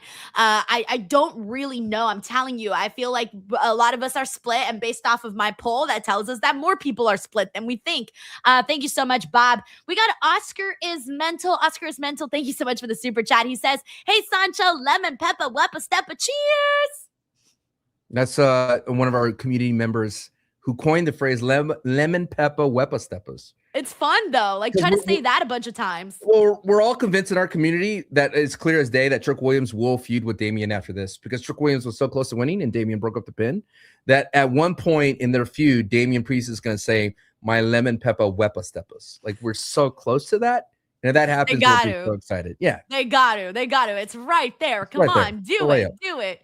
Thank you, Oscar is Mental. We got Sleaze Boy in the building. What's up, Sleaze Boy? He says, Super Bowl halftime during oh, by the way, I should warn you. Sleaze Boy comes up with crazy scenarios, Sancho, so don't get scared. Says Super Bowl halftime during Bad Bunny's performance, a group of doo-doo birds wearing ICE agents appear and surround him. Booker T, Damian Priest, and Ric Flair appear and rescue him from the driving doo-doos extinct.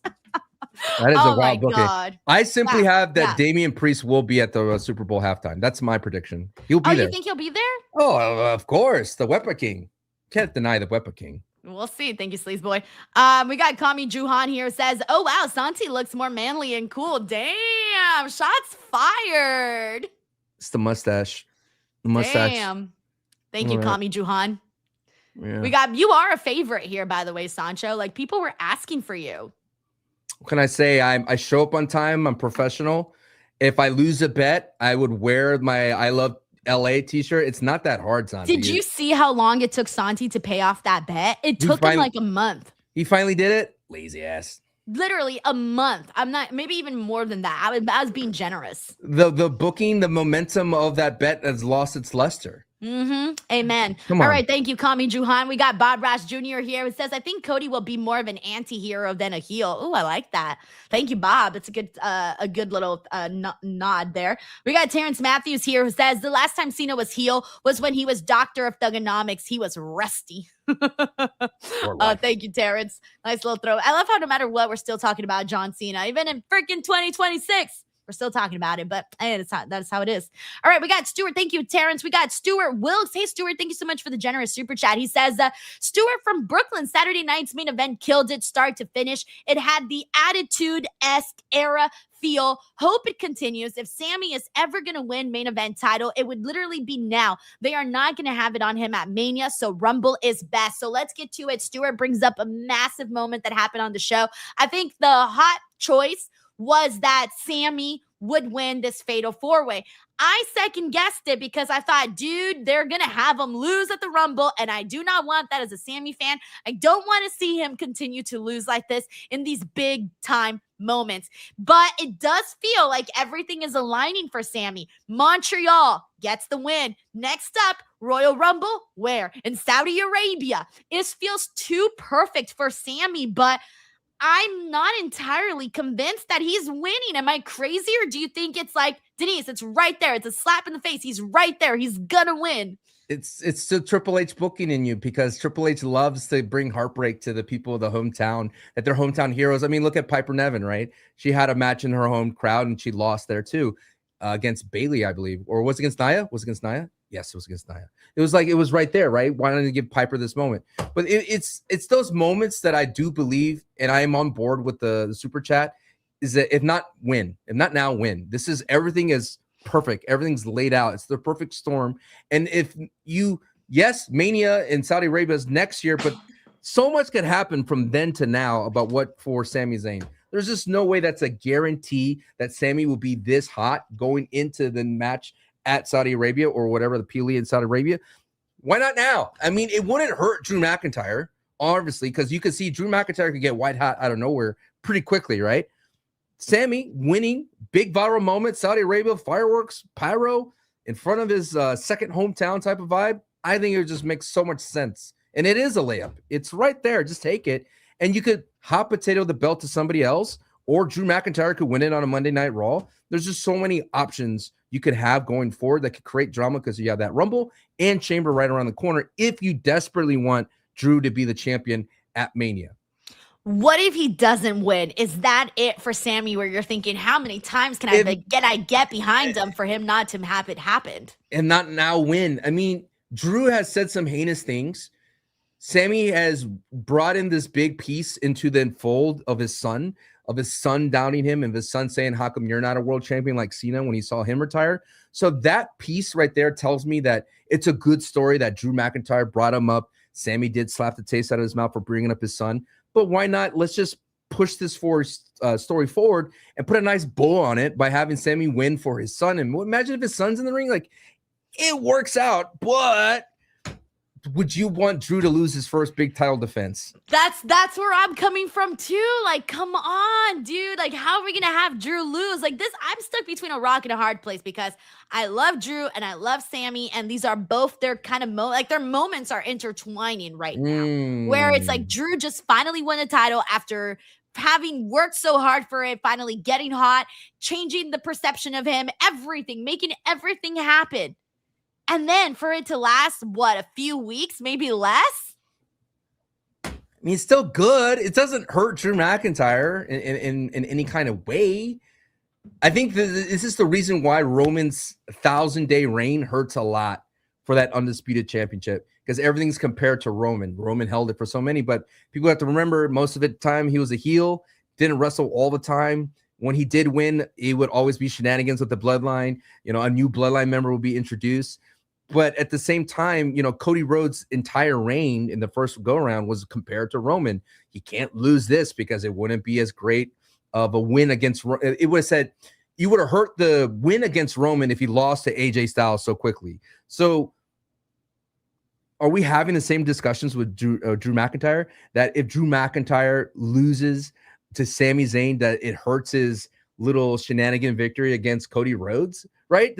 Like, is it the same conversation that we're having? Maybe not, because of the way he won. Right. He stole it, basically. I mean, it was not clean because Jacob Fatu, and it does feel like a heel way to get it in the first place. But Denise, my question for you is, isn't it the heel's job to make the babyface super over and have the babyface get their big moment? Yes, and he did, in fact, insult his family incredibly. And that moment when he got that slap on Drew McIntyre yesterday, everybody was like, yeah, like that was good. I love that Sammy got right to the point. Right. And the other thing that Sammy does have going for him is that for a lot, he's sort of been like the booking of Sammy, like the backstage segments, the way he talks about himself. He's always been looking at himself as less than, like, can I do it? I don't know if I can do it. He doubts himself very, very often.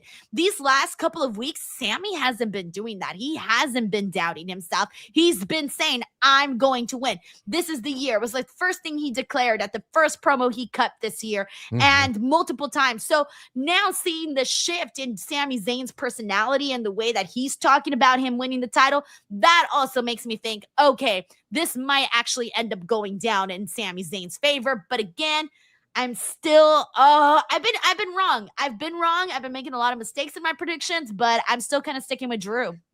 Okay, fair enough. But I would say, though, this Saturday night's main event, that was a Trick Williams showcase. Every big spot was all Trick Willie oriented. It was amazing. The big moments, all the focus, it felt like a Trick Williams showcase. And for him to be able to perform with Randy, perform with Damian, perform with Sammy at all these critical moments of that match, just tells me this dude is the next big thing. Like, it's yes, it took a while for him to figure it out in NXT. When he went to TNA, he figured out a lot of good things, but it's working on the main roster. But I'm shocked at how fast it's working on the main roster and how quickly the WWE is putting a lot of stock into Trick Williams, because that Saturday's main event, I was like, yes, Trick Williams is main event ready. I loved that Trick looked scrappy in this. Yeah. Every single opportunity that he had to steal somebody's victory, he was right there. He was right there. He was locked and loaded. He had eyes in the back of his head. He said, oh, that guy's about to get it. I'm going to go in there and I'm going to take this victory. And I like that because you're kind of in desperation mode. This is a fight. You got to do anything possible to get the win. And I feel like that is what we saw out of Trick Williams. I thought he looked fantastic. At no point in this match did he ever look out of place. Yeah, and what worked really well is that when he looked like he was going to win, he was getting booed. And that's important for a heel. You want to get booed.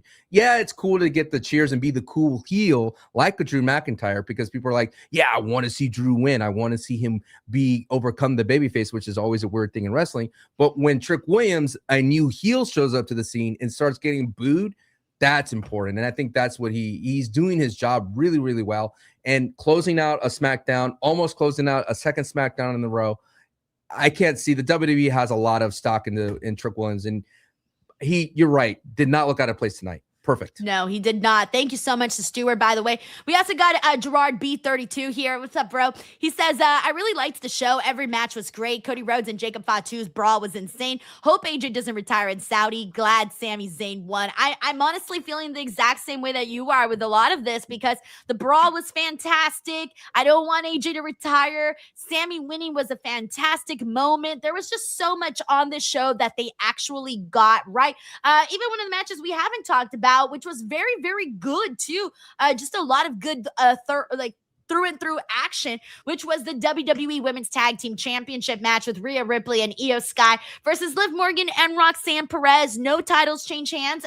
Team Riho continues on with the titles. I mean, okay, so I have two questions for you. The first one is, of course, your thoughts on the match. And my second one is, if Rhea and Io, if someone turns on someone, do you think it's going to be Rhea turning on Io? Oh, man. About the match first, I like that match. I love Raquel Rodriguez, and she looked like $1 million. That powerbomb she threw down to Io Sky was great. Stephanie Raquel returning was nice, so it's a good kind of continuation of that story. I think they did a great job of doing that part justice, and I'm hoping that match happens at Rumble. I know Raquel declared for the Rumble, but you could still have Raquel do double duty and have a championship match against Stephanie Raquel. She deserves it. 2026, Denise, is the year of Raquel, in my opinion. Big Sexy is going to be on top soon. I absolutely like that. In terms of the match itself, when it comes to the women's tag division, they've done a great job adding the stakes to it, but I really am ready for them to go their separate ways of Rhea Ripley, Io Sky, go back to the world title where they belong. Seeing Liv and Roxy, they make so much sense as a tag team right now. And when it comes to who's going to turn on who between Rhea and Io, it's like, I feel that people will cheer Rhea no matter what. They try to make Rhea heel against Becky Lynch, and people just love Big Mommy out there. And they were saying Mommy's always on top. And poor Becky, she tried her best as a babyface to get over there and did not work. And that's what made Becky Lynch kind of spiral out of control for a little bit. I just can't see Io being a heel, though. That's like, she's become so charming, right? She's kind of overwhelmed everybody with charm. Do you see Io being a heel? I mean, the only way she would be heel is she joins the Kabuki Warriors again, or if she somehow they resurrect with Bayley. But there's just no indication that the WWE has any reason to make one of them heel when they could just continue being respectful baby faces. Yeah, but we want to see those respectable baby faces fight. At least I do. Yeah. I mean, we have to see Rhea and Io at some point again because Rhea has never beaten Io, but we already kind of got that will they, won't they type situation with Alexa and Charlotte. So it's like the same type of scenarios. When are they going to break up? And I said that in that feud, I don't care. I don't think anyone cares if Charlotte breaks up with Alexa. And if Alexa goes heel, then everyone's going to cheer Alexa for being a heel anyway. So it's like Charlotte's the one in the tough spot there because we all want Charlotte to be a heel, which is she's naturally inclined to. But I know she's found this new kind of breath of fresh air as a babyface. But that's it feels like there's not a lot of gas in that car that go that distance with Charlotte Flair. Yeah, it's interesting because Charlotte being in a team with Alexa Bliss is kind of what saved Charlotte because during that time she was getting booed massively. She won the Rumble. No one cared. No one cared. No, not even that they cared. They were mad too. Yeah. people were mad. They were, how could she come back and just win just like that? It was, last year, that's what I was thinking about for this year's Rumble, is that last year's Rumble, I think, had a lot of people way too upset about the winners. For example, with Charlotte, we were just talking about how people were pissed. Jey Uso, remember that whole screenshot that was going around of all the people that were disliking the YouTube video of Jey Uso winning? And there were people that in the building were happy and shocked, but there was a lot of people online that were pissed about it. They were so upset. Everyone and their mothers thought it was going to be John Cena, and they didn't go that way. So I feel like this year's Rumble, I don't want to say we have to only have happy winners, but I would like maybe a different thought process coming, of different feelings and emotions that are evoked after this year's Rumble. I want to be excited or shocked, but like in a good way. I feel like the ladies' Rumble kind of went downhill when 8 of them got eliminated at once. And it was a lot of your favorites. It's like Stephanie Vaquer went out, Bianca Belair, Io Sky were like, and Liv Morgan. They all went out in this one moment. You're like, what happened? Who thought of that spot? Because that spot undertook everything. And then you had Roxy, right, and versus Charlotte at the end. And we're like, oh, wait, there's just no way Roxy's going to beat Charlotte Flair. And on the flip side for the men's, it was just touted as the biggest, Royal Rumble of all time, star power. And then for Jey to be the one that sifts through all that was a big shocker. And it was done in a 1v1 against John Cena. I think if it was an accidental win, like there was 3 of them left and John Cena lost because of a Logan Paul and Jey Uso took advantage of that, that's a different kind of like, oh my God, Jey won because he tricked or he got by barely, versus he won one-on-one against John Cena by just pushing him off the apron. So I think a lot of people that's where their issues lie. But it is interesting if you look back from the year to that moment, and what we led to was Cena at the Chamber. It's clear as day, like when they had everything drawn out, that Rumble win did not matter when Cena wins that Chamber and he turns that Chamber. So you got to have, it's hard to, with wrestling, everything's hindsight. And then you start losing moments because it all led to X. And you forget that this moment was a part of that story of Cena. Well, let me tell you something, that in just about a week, you and I will be here talking about everything that took place today, how it impacted into the Rumble, because next week, Sancho and I will be here doing the Royal Rumble post-show, one of the biggest events of WWE's yearly calendar. So make sure you guys are here for that. I cannot wait. Sancho, Give me a prediction right now. Okay, so I can't spoil my women's prediction because that one's about to come out tomorrow. My predictions video is coming out tomorrow, but I will spoil the men's one unless you guys want to go watch the predictions video. So I'll give you 3 seconds to cover your ears if you don't want to hear my men's prediction for the men's Rumble, because I do have the video out right now. But my men's prediction is Roman Reigns. Ooh, the man who declared for the Rumble via email. I hated that, by the way, Sancho. I was so mad. I was like, in that case, just don't put it out there. Riyadh Reigns Rumble. For the men. He is the one that is the hottest thing in the WWE right now. It is Kit Wilson? Yeah. Wait, were you really going to say Kit Wilson?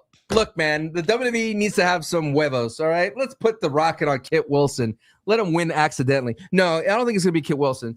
But I'll be damned. I hope not, Sancho. I will be damned. And I'm so shocked and surprised that the WWE is not milking Kit Wilson to the moon. Like, for the love of God, he's white hot and you don't have him making an entrance every SmackDown.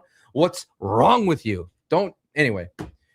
Winning the Rumble, I think Roman is a strong choice, considering that Roman, if he wins, he has beef with everybody, essentially, right? Because he was the big bad forever, and especially against CM Punk. And you have to figure out who is he going to pick between the CM Punk and Drew McIntyre. And he could definitely go up against Drew because all the bloodline type of stuff in the past. But I do think that this is the way to do CM Punk, Roman Reigns. So I'm going to piggyback and pick Roman because he is one of the worst Royal Rumble winners of all time. 2015 was the worst Royal Rumble because the way they did that, they forced Roman Reigns down our throats. And I think if they want to right the wrongs of that and make him a better winner, 2-time winner out of that, let's give it back to Roman. I don't think it's going to be Cody. I think Jacob Fatu throws that wrench for Cody. That's going to make things very impossible for him to survive with Jacob Fatu running around. Could it be Gunther if he does double work? I don't know. It doesn't make sense for him to do double work for that. Could it be a Braun Breaker? Because a Vision guy When you have a vision, a faction, you go far in the Rumbles. But remember, he's suspended. We don't know if he's going to show up. So much things could happen. But I like Roman. I'm so excited, man, because I feel like there are so many question marks up in the air. We're very excited. I haven't felt like we're in Rumble season, so I want to start to feel it soon. And I want to start to feel like we're getting into WrestleMania season. So I want to get excited about what we're seeing right now. And I feel like right now the programming ever since with the Drew win and everything, I feel like we're off to a hot start this year for WWE. I've been liking a lot of the stuff they've done with both Punk and Drew. So I'm on board right now. I'm liking what we're getting. So with all of that being said, Sancho and I will be back next week. Sancho, please tell the people where they can subscribe to your YouTube channel, check you out with Santi and your social medias and everything. You can find me on YouTube at Sancho West Wrestling. If you like gaming, you can check me out at Sancho West everywhere else. But please support the Wrestling School podcast with my buddy Santi Zap. We every Friday, it's public. Every Tuesday, if you want to sign up for Patreon, patreon.com/Santi Zap, you get it 3 days early on Tuesdays. But that's Wrestling School, wherever podcasts are, and on Santi's channel at Santi Zap on YouTube. It's a fun time, Denise. Always. Denise. All righty. Sancho, thank you so much. Of course, I'm going to post all of the links to Sancho where you can follow him in the description box below. As for me, youtube.com/Denise Salcedo. You're already here. Click that subscribe button @_Denise Salcedo on all social medias. We'll catch you guys on the next one, everybody. Have a great weekend. Bye, everyone.